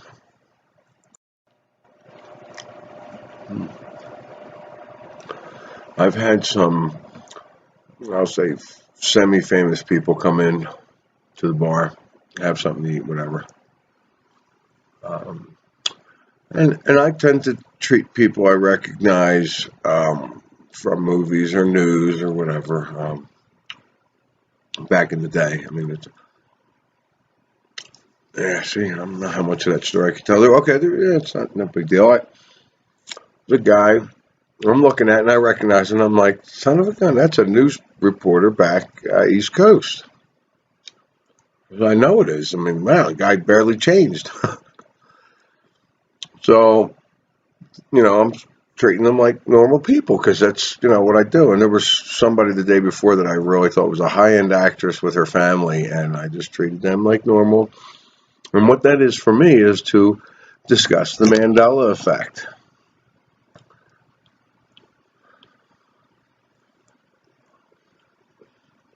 I notice I'm wearing the same shirt. I just did wash. I'm wearing the same shirt as I did the night before. It's funny because I've mentioned the Chevrolet to a few people. A couple people see the E. Somebody, one or two people saw the E. Say, yeah, there's supposed to be an E there. Boom. But anybody that doesn't see it is like, well, that doesn't even make sense. Chevrolet. I'm like, I know. I thought the same thing. But anyway, today They come in. It's a group of 3. I recognize the guy. I'm going to treat them like normal people, so I know I'm going to mention the Mandela Effect. It was easy to get into it. He's like, I walked over and said something about them being friends, and he said, well, how do you know we're actually friends? And I said, just the same way I know he used to work on the East Coast. The guy stands up, he goes, God, I can't go anywhere. Which I thought was pretty funny. He laughed. He said, how do you know him? I said, hey, yo, you don't know this accent over here?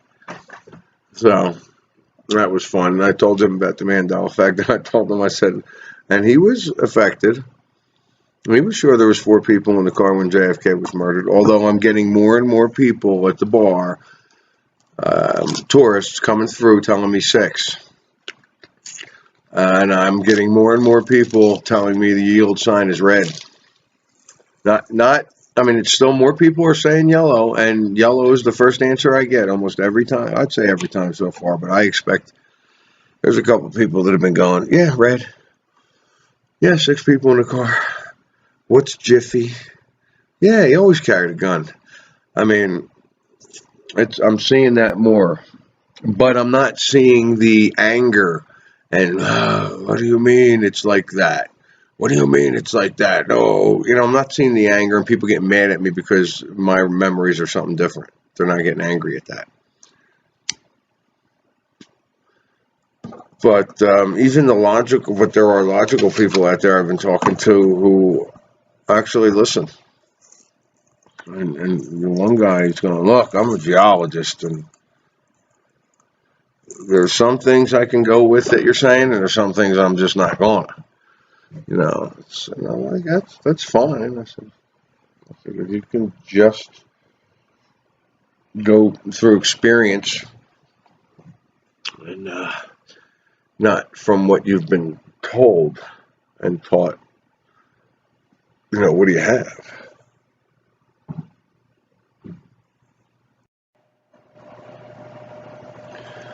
One of the topics that came up was the death stuff because, this guy came in, he was pretty bummed, and just me and him. I said, look, I'm beat. I worked 13 hours today. I'm beat. I had a full room all day, and I had to take care of a bar in the front room, and succeeded. Did really well today. The bar did. So, and people are, having problems. They got to go. They're having a rough time of it.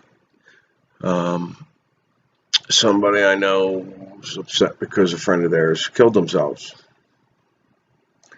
And they're looking at me going, do you really think they're existing in another timeline? I'm saying, absolutely, but I have no idea how to talk to you about that now. I mean, this is direct on you. You've heard me talk about this, so you know what my feelings are on this. If you want me to repeat myself, I can, but I don't know that this is consoling somebody. I mean, in a sense it is, but yeah. I said, she's off in another timeline. She succeeded in your timeline of taking her out of your life. It's about you and how you're going to react to her death. And if you need to get a message out to her, talk to her, meditate on it. She'll get the message. She'll get that message in that timeline. She'll get it through the person that you are there that she's still hanging out with, but maybe not as much now, because she's taking herself out of that life, So she worked a couple hours and just, I said, why don't you go? Just thank you. So I've been busting and working like crazy, and it's going to continue right through the new year. So there's no doing any real videos or anything, but I've been having incredible epiphanies about things, and I've been really wanting to get to my book, and I just can't right now, but it's on. I say I can't. I swear I've been writing a couple 100 words a day just because I'll sit down and I'll just start editing or whatever it is. It doesn't really matter. I'm really excited about the book, and there's so much, there's so much information in it now that it's hard to figure out where I am when I get back into it. I just want to edit and keep adding. And I think of one subject and I'm like, that should kind of go here. And I got to stop doing that. I got to just get everything down and then worry about editing and everything else. Another topic on the dark files. No idea what I'm going to do. I plan the first episode of the dark files that you'll see. I plan on just explaining what this is, because this is really just me doing probably what I really wanted to do in the first place. Just talk on camera, go back and listen to it and see what I can filter out of it, because sometimes I say some pretty damn good shit. I was at the bar wishing I taped myself. What were we talking about? I was telling to them, I'm like, God, I wish I was taping this. This is genius. They're just laughing at me. Man, we didn't think you were crazy. Yeah, that sounds pretty good.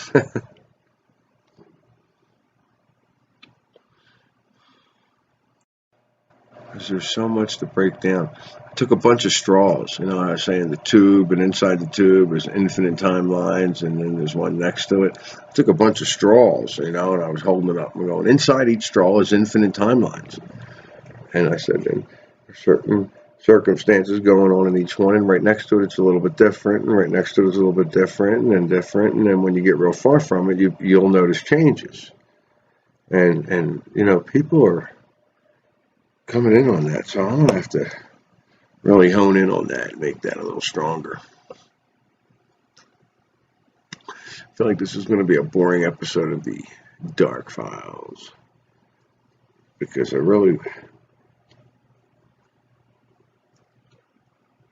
is the place for me to do it. I mean, there's things I want to say. There's no reason to hold back.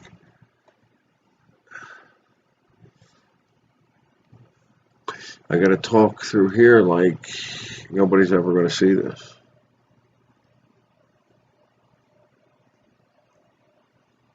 I might make this the second episode. It's pretty boring. I don't know. I might not do this at all.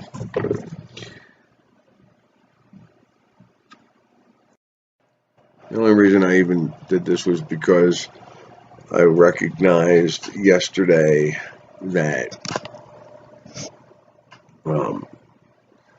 people, it's just people were having a rough time in work, nasty moods, just not feeling it, and I'm, seeing it all and feeling more awake than I have the previous few days or whatever. I'm feeling more aware, because I have those fluctuations where I'm just not into it, man, and there's other times I'm totally feeling it. Sometimes I wake up in the morning and I'm like, wow, okay, I'm still doing it. I don't even know what that's from. I'm still doing it. I'm still here.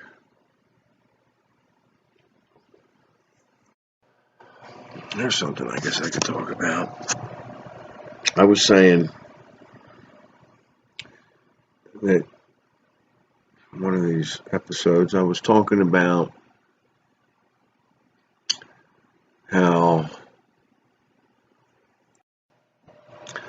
how your desires have been polluted. And for me, that's one of the ingredients in creating your reality is your desire. And you need to line up your desire, what's going on in your head, with your heart. And I did that with some things by reverting back to how I felt as a child, because those are not polluted or less polluted. So, I'm going through things and I'm thinking, okay, when I was in 6th, 7th grade, started looking at girls, what kind of girl was I attracted to? Who did I want to talk to? Who did I want to play with? And how did that change? Because I noticed there is a difference. It reminds me of that song. I'm not in love, don't forget it. It's just a thing I'm going through. Anyway, when you're with that person that you're actually attracted to, That's just it. You're not feeling. You just want to. It's just something you're going through. You just want to hang out a little bit, and then go back to what you've been programmed to believe you should be attracted to. Same goes for your job. Same goes for how you want to live your life. Are you supposed to? Should you have a family? Do you want a family? How have you been programmed? So think back as young as you can, or the first time you thought about that. Where was your desire there? What felt right to you back then? And try and line that up with your heart. Well, that's where your heart is, and try and line that up with your head. It's just tests, just theories. Seems that's something that seems to work for me. I'm still working it. I just think it's important to get that first ingredient in line. And when you have that desire and you put it out with feeling, then it's lined up with your heart. And then we can get to pushing out the feelings, feeling like it's real, and verbally putting it out there, decreeing it, to create a thing, and it will be. And then the surrender part is something I feel like I'm still working on, even though the best way I can say it is, you do all this, and by surrendering, you're not letting go. You're saying, all right, it's there, it's going to happen. I know it's right there. I know it. You're not worried about it. You're not concerned with it. It's happening. It's going to happen. Move on. Let's go to the next thing, because it's there. I got that. Not dwelling on it, not focusing on it, because it's done. You have created. Let's keep this one short. I think there's some good stuff in it, but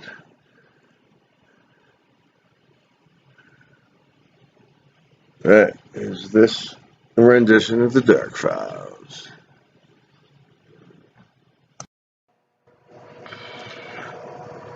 I'm quite sure I've been through a shift very, very, very recently. Sorry.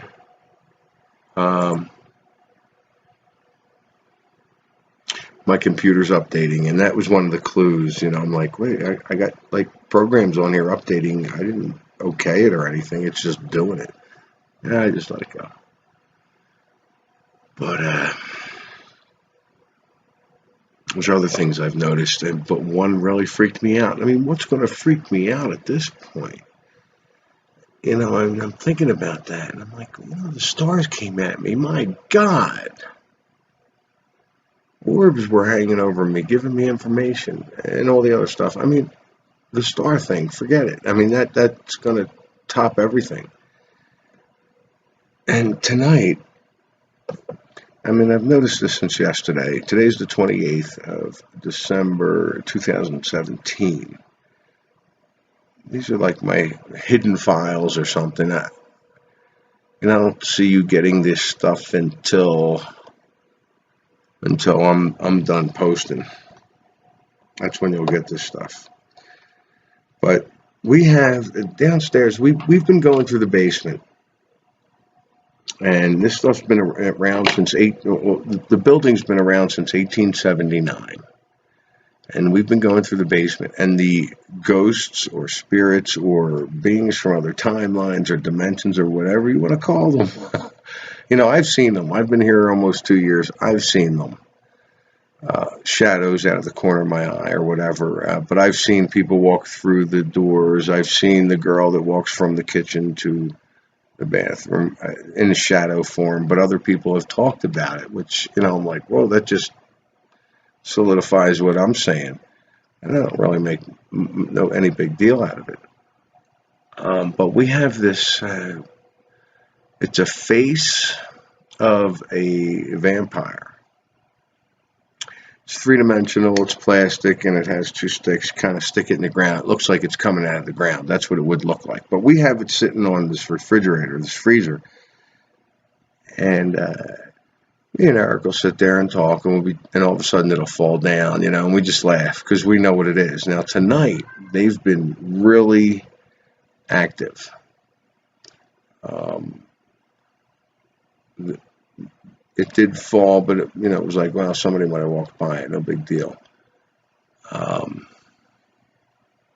This thing, it's just a face. It's just a head from here down, or from here up. I'm sorry, from here up, and there's 2 poles that sit down. And the face straight ahead with the fangs out and everything, right? So Eric calls me over and he goes, dude, Mandela Effect? I said, what? He goes, go look at the vampire face. I go look at it. And the sucker's like this. I'm like, no. And I really got weirded out. Now, in the back room, it's dark now because the kitchen's closed. People are up front drinking, and I got weirded out. Because I was like, what? I said, Eric, it was looking straight. He goes, I know. Now it's looking at the little bugle boy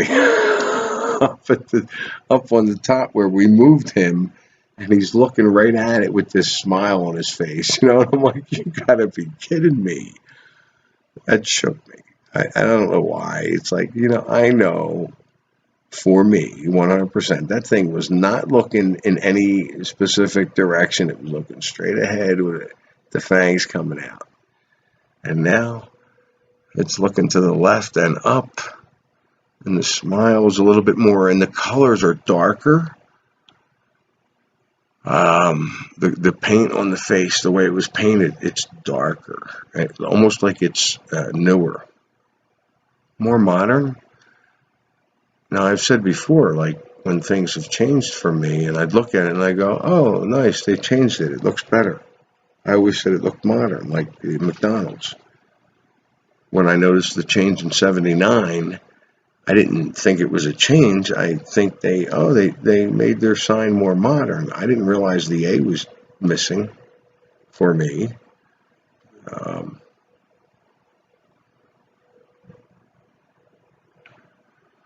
But this face, shook me, and I was like, whatever. It took me a few minutes, but this shook me. Not like getting excited when the stars blink at me here and there every once in a while. It's different because it's different in here, man. I mean, these energies are in here. I can feel them, and I've always blown them off. I've been sensitive my whole life, and I've always blown it off. It was never a big deal to me. A couple of times things were at the bottom of my bed when I was younger or whatever, and that would just scare the hell out of me. But, as I got older, I would blow them off. Are they there to help me, talk to me, speak to me? Do they even see me? Like the girl that goes from the kitchen to the bathroom. She's not aware of us at all. There's no way. I mean, poor Dave. Felice Navi Dave. Poor Dave. He doesn't believe in ghosts, but he saw her the other night go from the kitchen to the bathroom, and it solidified that I see that shadow all the time. It solidified that for me. And Eric's cracking up because he sees her flat out. He's seen the old owner sitting at a table. He just blows it off and probably gets a stiffer drink and moves home with his day. It's not a big deal. When you see it, when you feel it all the time, it's not that big a deal. But for me, that face changed, and that my computer's been updating randomly, which has happened, I'd say, every time. I've only noticed it a couple other times when my computer starts updating on its own. Just like I shifted. Something happened, whenever. So that's what makes me think, look, we can do this consciously and shift to where we want. And if it's being forced on us, sounds like I fed somebody too much. Buttercup, sweetheart, you all right?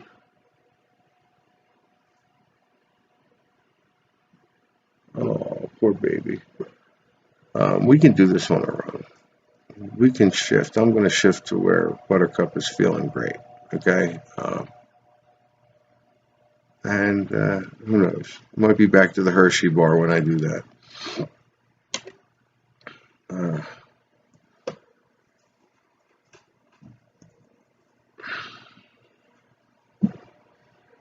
The other thing is, I feel like, okay, I do my formula, whatever. Are are there things that are right in it that I am doing that is making me believe I'm consciously changing my reality?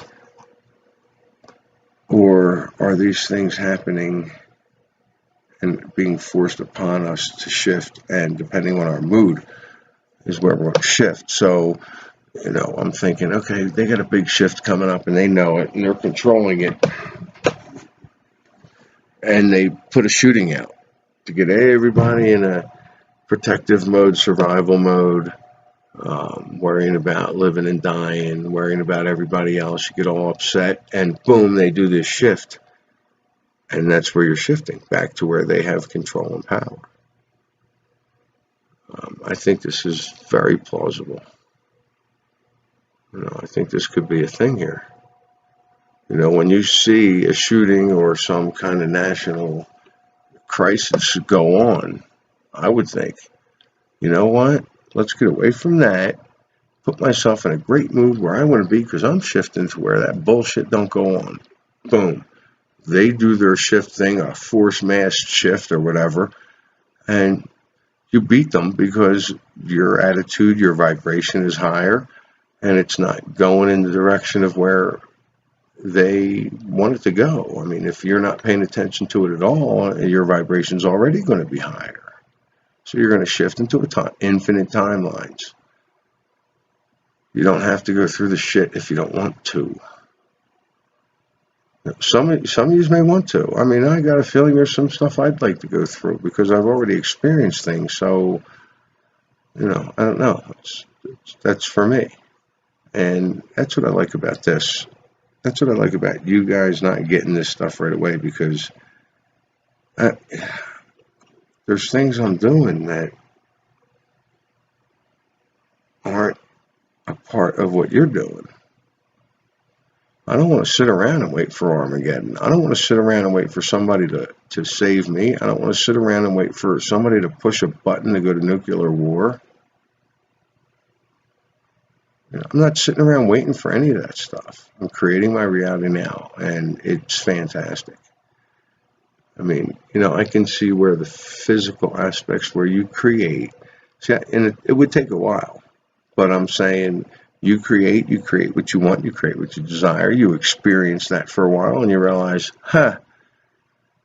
bored, I'm not missing much, whatever. Oh, wow, look at all that money I have in the bank, and I have 3 businesses and apartments to run and all these things going on, and I'm on vacation whenever I want to go, and things are good, things are really good. Okay, now what?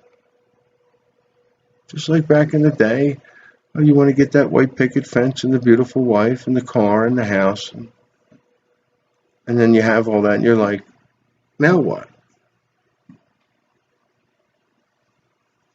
Now I was just thinking, if an E would pop up here, I'd be sure I shifted. Well, I know I shifted, but I mean, I'd be even more sure. But would it have been backwards?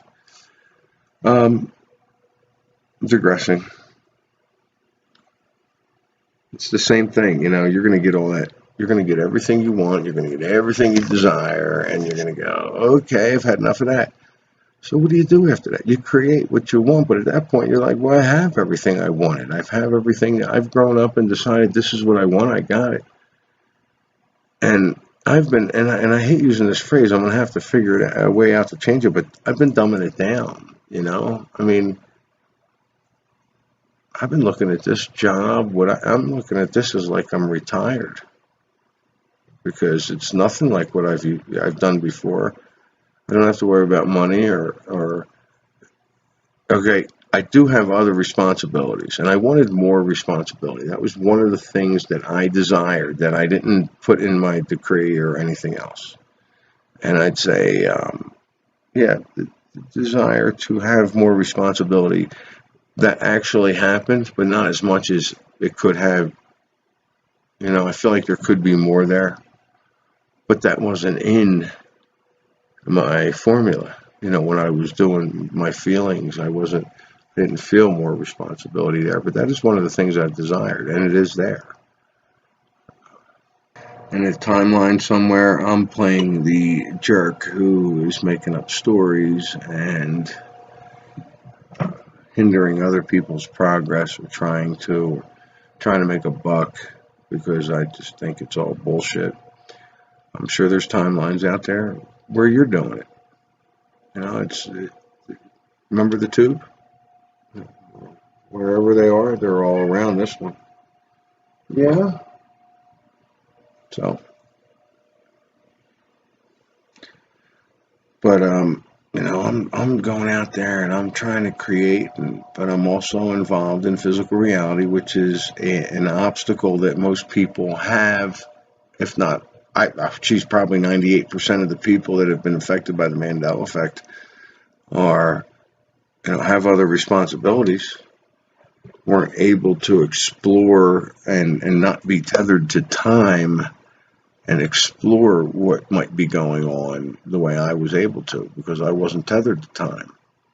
I had free time. I don't have my family or people in the next room or whatever it was. Hey, buddy, what you doing? Coming up to say hi?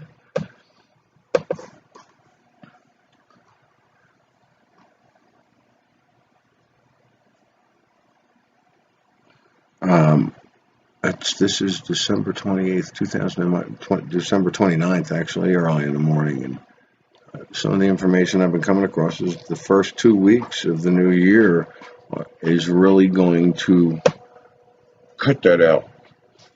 Hey, cut that out. Is really going to open up people's awareness. So, you know, but I suspect you won't get this until after that. We shall see.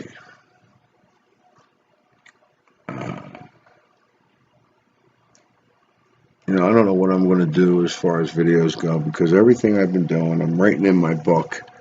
And now it's to the point where it's so long, it's like every time I go near it, I have to shoot all the way through to make sure I didn't rewrite something else. But I really want to get the information out, and I want to get it out quick. And I'm just, you know, I feel like I'm not writing enough, but doing the best I can.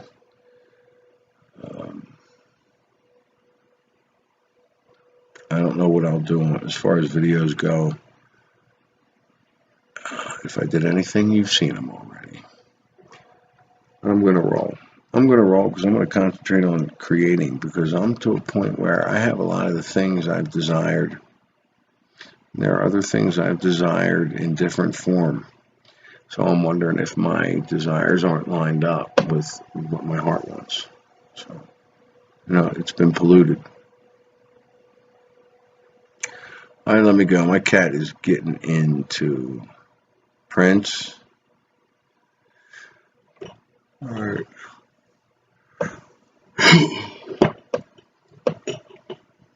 All right, good enough. You'll see more of these. I'm going to just keep, I'm going to just start talking when I want to talk, and this will be like the Dark Files or something. I don't know.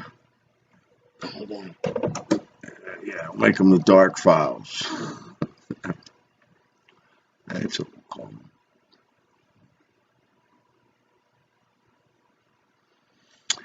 Peace out. Happy New Year that you're already having. Okay, a lot of us, especially with, they were talking about this on that conversation too, especially with the stars, outer space. The experience I had with the stars showed me that they are not suns with planets revolving around them. And at the time I was studying Egyptian beliefs that said the stars were souls. I was very affected by the Mandela Effect when it was happening. And I was studying flat earth material because I just wanted to understand. I didn't want to just dive in and believe, yes, it's flat, because they lied to us, because I got to that. I got to the part where you're not going to convince me we went to the moon. You're not going to convince me that we've been out of the atmosphere. I mean, I did enough studying to feel like, okay. And by all means, this is still someone else's information that I'm gathering. So to me, I don't know. went off course there again. But we see the stars a different way. A lot of us do. A lot of us see things in the skies. Now, I had an extraordinary experience. And me, I guess, being a Taurus and my personality, that you got to show me, you know. I mean, and boy, was that baloney. They showed me, okay, 7 or 8 stars coming at me from all different directions for a good 2.5 minutes. And I got to tell you, I think I've been saying 2.5 minutes since it happened. I think it was a lot longer. I just lit a cigarette and the thing was burning in my hand. And these are American Spirit Organics. They take 20 minutes to smoke if I'm dragging it, hitting it. Huh? And that's another thing. Alcohol, marijuana, as medicinal as I'm using it, and that's all I've been using it for. I have not even used it recently. I mean, I was using it medicinally to sleep, to get inspired to write. The head high, you know, it can be there. The baths, and, you know, I know I spoke about this. That's why I'm bringing it up, and this is the dark files. Let's go for it.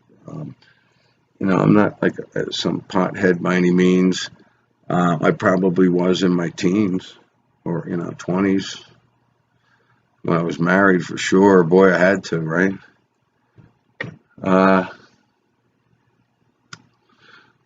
Conversation came up while I was speaking with Scar Performance. I think Guy Fawkes was there. Nobleness was there. Angela was there. Photo was there. I'm pretty sure. I don't know. It was that little group there. We were talking. And it may have even been on. I think it was on the show. I think it might have been when I called in. I don't know. Anyway, it was brought up about the SIGs, okay? That when the stars were coming at me, I was embarrassed that I had a cigarette. I remember that feeling. It's something I've never talked about. I didn't even write it down. It's just something that was always there. You know, I remember staying very still. And so, and like, you know, and as many times as I've said, I didn't want them. These are the things I remember. I didn't want them to see me. You know, I was embarrassed by the cigarette, but I've never said that. I was excited watching this. I've never said that. I was in shock, okay? And I didn't want it to stop, but I didn't want them to see me, and they were doing it at me. I mean, look, when the stars come at you, you let me know what you think, because after it was all over and I thought about it, they were just showing me, look, I said, I'll bet you're all UFOs. Well, to me, they were unidentified, and now they're not. Now they're, at least I know they're intelligent beings. You know, as far as you get that high in the atmosphere, I'm thinking good and evil. It's different for me, and I'm sure I'll have this conversation with Photo and Scarab and the gang, because the good and evil thing to me, when you get outside of physical reality, and if the theory is true that this is the only physical reality, which is what I really feel, outside of that, there's no duality. Duality is part of physical reality. I don't know that for sure. I mean, hey, maybe it's a dimensional thing, and everybody's enjoying duality, and they just threw it in here too. I don't know that. It's a theory. I think individual consciousness is physical as well. I think they all know what's going on all over the place. Don't know that either. That's stuff that I've read and took in from other people's information. But what happened to me with the experience, to me, I feel very strongly that they are intelligent beings. But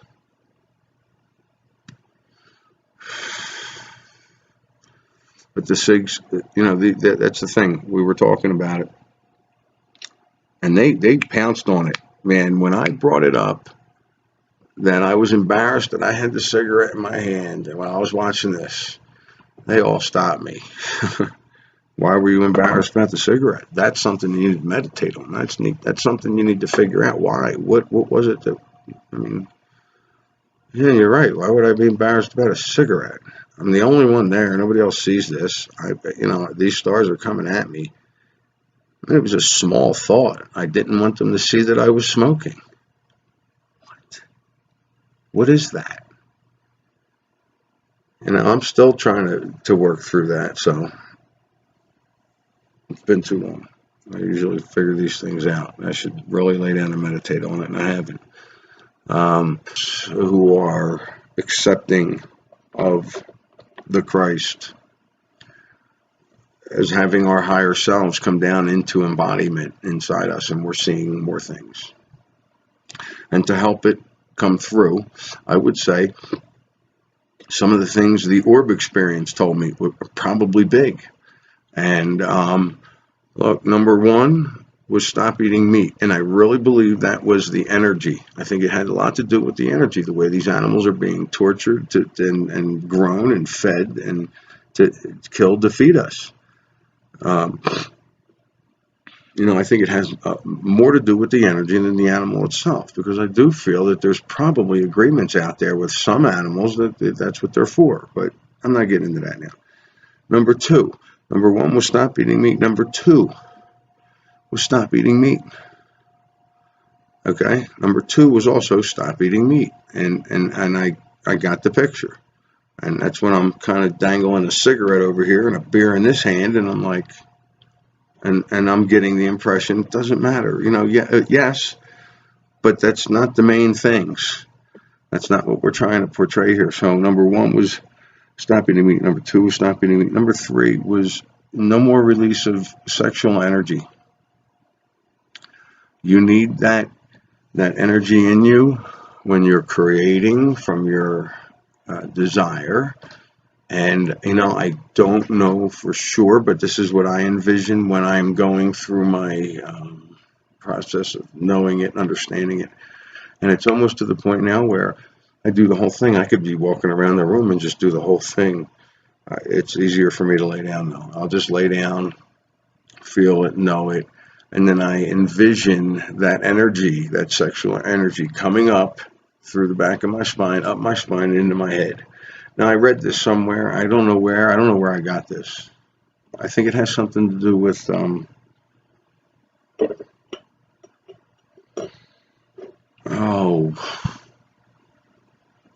going to find out.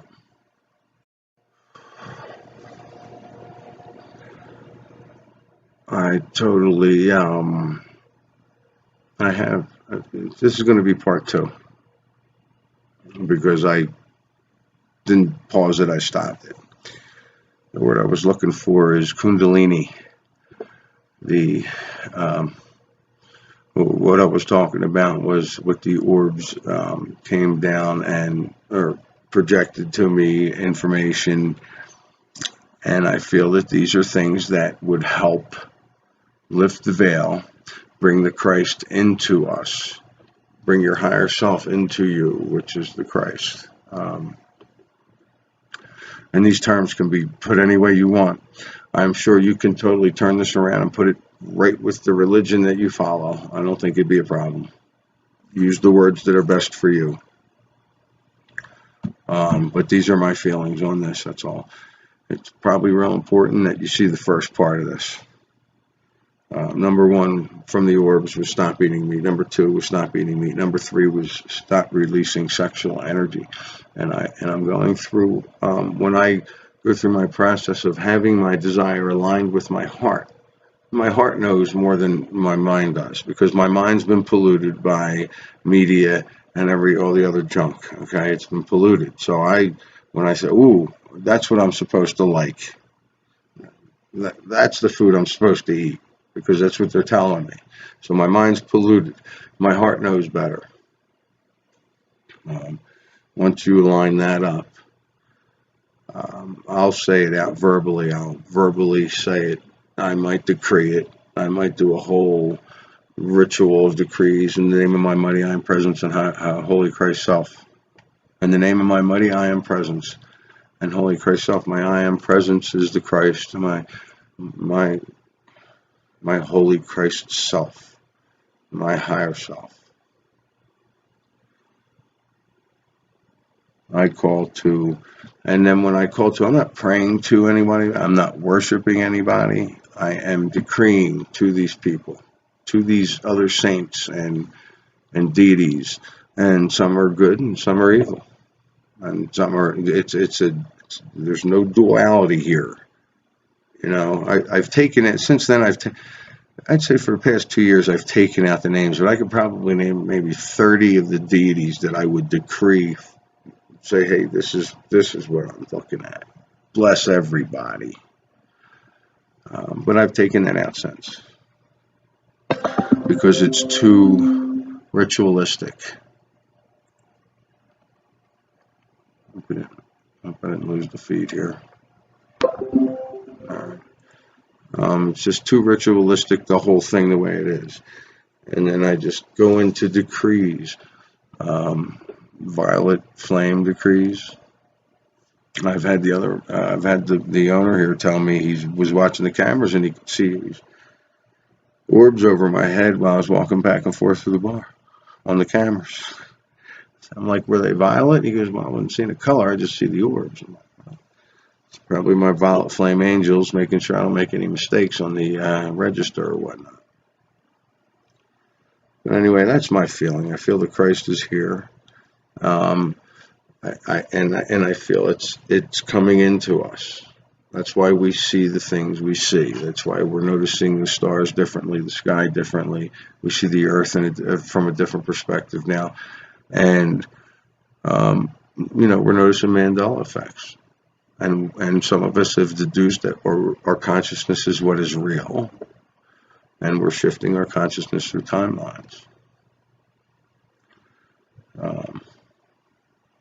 But that energy, you get to that third stage, well, fourth, I guess, because we got our desire, we line it up, we speak it out loud, or you can decree it. I laid down after that. I laid down and I feel the desire like it's actually there and it's happening. And I think I used the term, I can feel the sand on my feet and the wind in my hair. I can feel the breeze, the ocean breeze, whatever it is that I'm imagining. And while I'm doing that, I imagine that energy that I have not been releasing and bring it up through the back, up through my spine and into my head. And I started to go on about how, I read this somewhere and I don't know exactly where I got it from, but it reminds me of the Kundalini energy and that sexual energy. Now from there, I guess it goes back down, or I let it out in my head. I don't even know. I'm in a meditative state. I don't know what's going on with it at that point. And then when I get up, I just feel like, okay, it's here, it's coming. It doesn't matter. It's on to the next thing. That's how you surrender, on to the next thing, because it's here. You have it. Boom. On to the next thing. It helps with surrendering. I still don't think I have surrendering quite down. This whole thing is a process. But this all started in the last video. Why alcohol, cigarettes, marijuana. And they're all tied together. But they're and not a one of them. If I start to become too addicted to any of them, I slow down on them. I stop. My willpower on that's really strong. And I think it has to do with what I know from my family history. If I feel like I'm going too far on something, I stop or cut back bad. I have not drank alcohol. New Year's Eve, I drank alcohol. Liquor. I don't drink liquor. And there's a reason for that. And if you watch that New Year's tape, I guess you won't see it because I've taken those down. They were for the live people, for people to see it live. It was kind of neat. I don't know. Some people liked it. Some people enjoyed it. But being embarrassed about the cigarettes makes me think, wow, as much as cigarettes do not bother me, I've had 2 doctors tell me I don't smoke. I'm like, no, I smoke cigarettes and weed. No. And they'll be going around with the stethoscope. Where's your heart? Breathe. Breathe again. Breathe again. What do you smoke? So I've already programmed myself that that's not going to bother me, and I did that long in the 90s. I'm going to say 95, 96. I programmed myself once I found the American Spirit cigarettes. I found that through the Vladimir Valerian magazine. I can't remember what the title of it was. It's on the tip of my tongue. See now, a lot of that stuff could have been propaganda, except for the fact that Vladimir Valerian was talking like in 2012, we will be able to instantly manifest, shift our consciousness into a timeline where the apple was already there. Now, I imagine if you do that you're going to pick up memories, stuff that didn't happen, because that's already happened to me. I believe I mentioned it somewhere. Interesting stuff. But this whole thing, let's see. Now I had a couple in the bar today. Oh, this was great. I wish I was taping this. I start talking Mandela Effect. This girl jumps out of her chair because I'm telling her about the impalement, because we've got all the way to. It was not busy, so we got all the way to where death may be a catalyst. And I was telling her about the impalement and how I was in pitch black. And she stopped me. That sounds like something I read to where this guy shifts through timelines, and he figured out 5 or 6 different ways or things that need to be done to do it. She says one of them is to be in pitch black. And that, Prince, what you got? Said, to be in pitch black, and that really intrigued me. I thought, wow, because, it's like I wasn't aware of shifting timelines then. No, I was right after, like I was watching volcano videos, and I think it was a mass death, a mass natural death. I'm thinking there are mass forced shifts and mass natural shifts.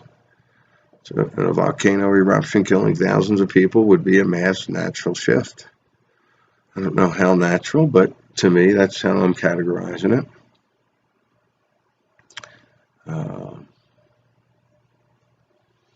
What else do I want to talk about? Now I want to get into what I'm doing here, but I'm sure I'm going to make a tape explaining. I'm not going to put these out. What are you doing?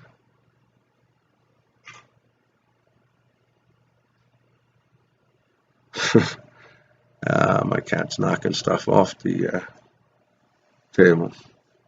And in one of my videos, the guy said, you know how the earth's not flat? A cat would have knocked something off it by now. So what else I got written down? I wrote a bunch of stuff down. I could read in the dark.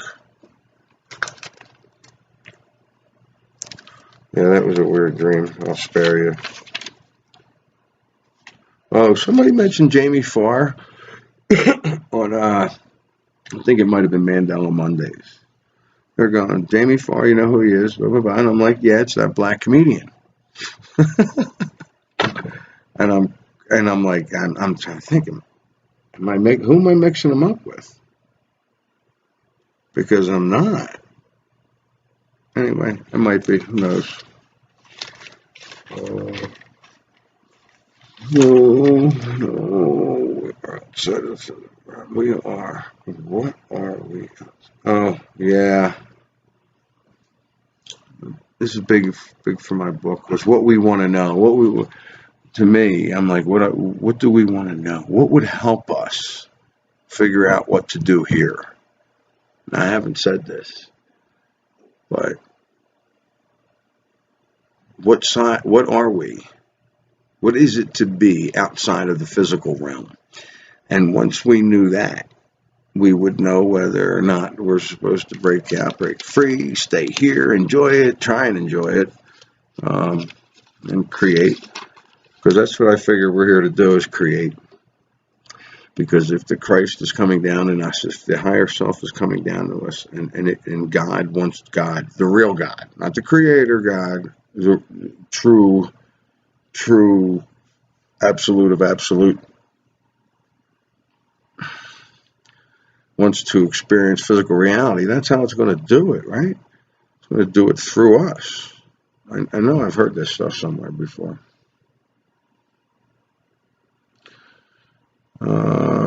Well, I have no idea what I wrote here. Quantum of consciousness. These must be notes or something somebody else told me. When creating, keep it to yourself. Or if it's a group creating, keep it within the group. When you're creating and you're doing it, I'm not doing myself any favors by telling you what if I was going to, I'm fine now. The things I created are done. I have experience with it, so I can relay it. But what I'm creating now, it's, nobody's business. And that's how you have to take it. You can't really talk about it. It gets, I don't know why, it's going to get distorted. I'm thinking about having like a Mandela Effect get together. No, I'm not going to do that. You know what? If you're in the Leadville area and you want to come up and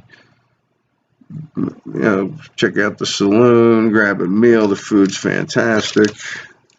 If you see me, or you can ask for me, go to the bar. Is Anthony around? If you say, look, I watch his site, you think you can get him? I'm here all the time. I might be sleeping. I'll come down. I won't come down in my robe, but I'll come down. There it is. Oh, I always get the 11s, the 110, 1111, which is coming up next. I've been getting a lot of the ones recently. 444 a lot too, which I think has something to do with time. I'd like to pop this video right up, but I really don't know what I'm doing with this stuff. Like the no meat thing, I'm a little tired of it. I'm a little tired of fighting it. It's not always easy eating pasta, eggs, and cheese, man. I'm not vegan. I'm just not eating meat. Even once in a while I'll eat the chicken, but that's the thing. When I went from no meat at all to turkey and shrimp, the experience has changed. Okay, it was the energy I was putting in my body. That the energy with the turkey and the shrimp wasn't as harsh. So the experiences I still had, they just weren't as potent. I wasn't having stars and orbs and impalements. I was having, Christian Bale will stick his head through the screen. What are you waiting for? Anthony, what are you waiting for? Dude, don't you have lines or something with that? No, I wasn't on anything. The idea to me is to learn, to grow, and to have more, do I want to say power? More power over the Mandela Effects, more power over what we're seeing and what we're doing. I don't think power is the word I'm looking for. But we're not going to get that power, and I don't think that's the word I'm looking for. We're not going to get that until we learn through it and understand the duality. I'm wondering if duality is not just physical. I've said that probably in my second video. We're here to experience duality and such. What are you doing? You don't want nuts. You don't want that either. Yeah, many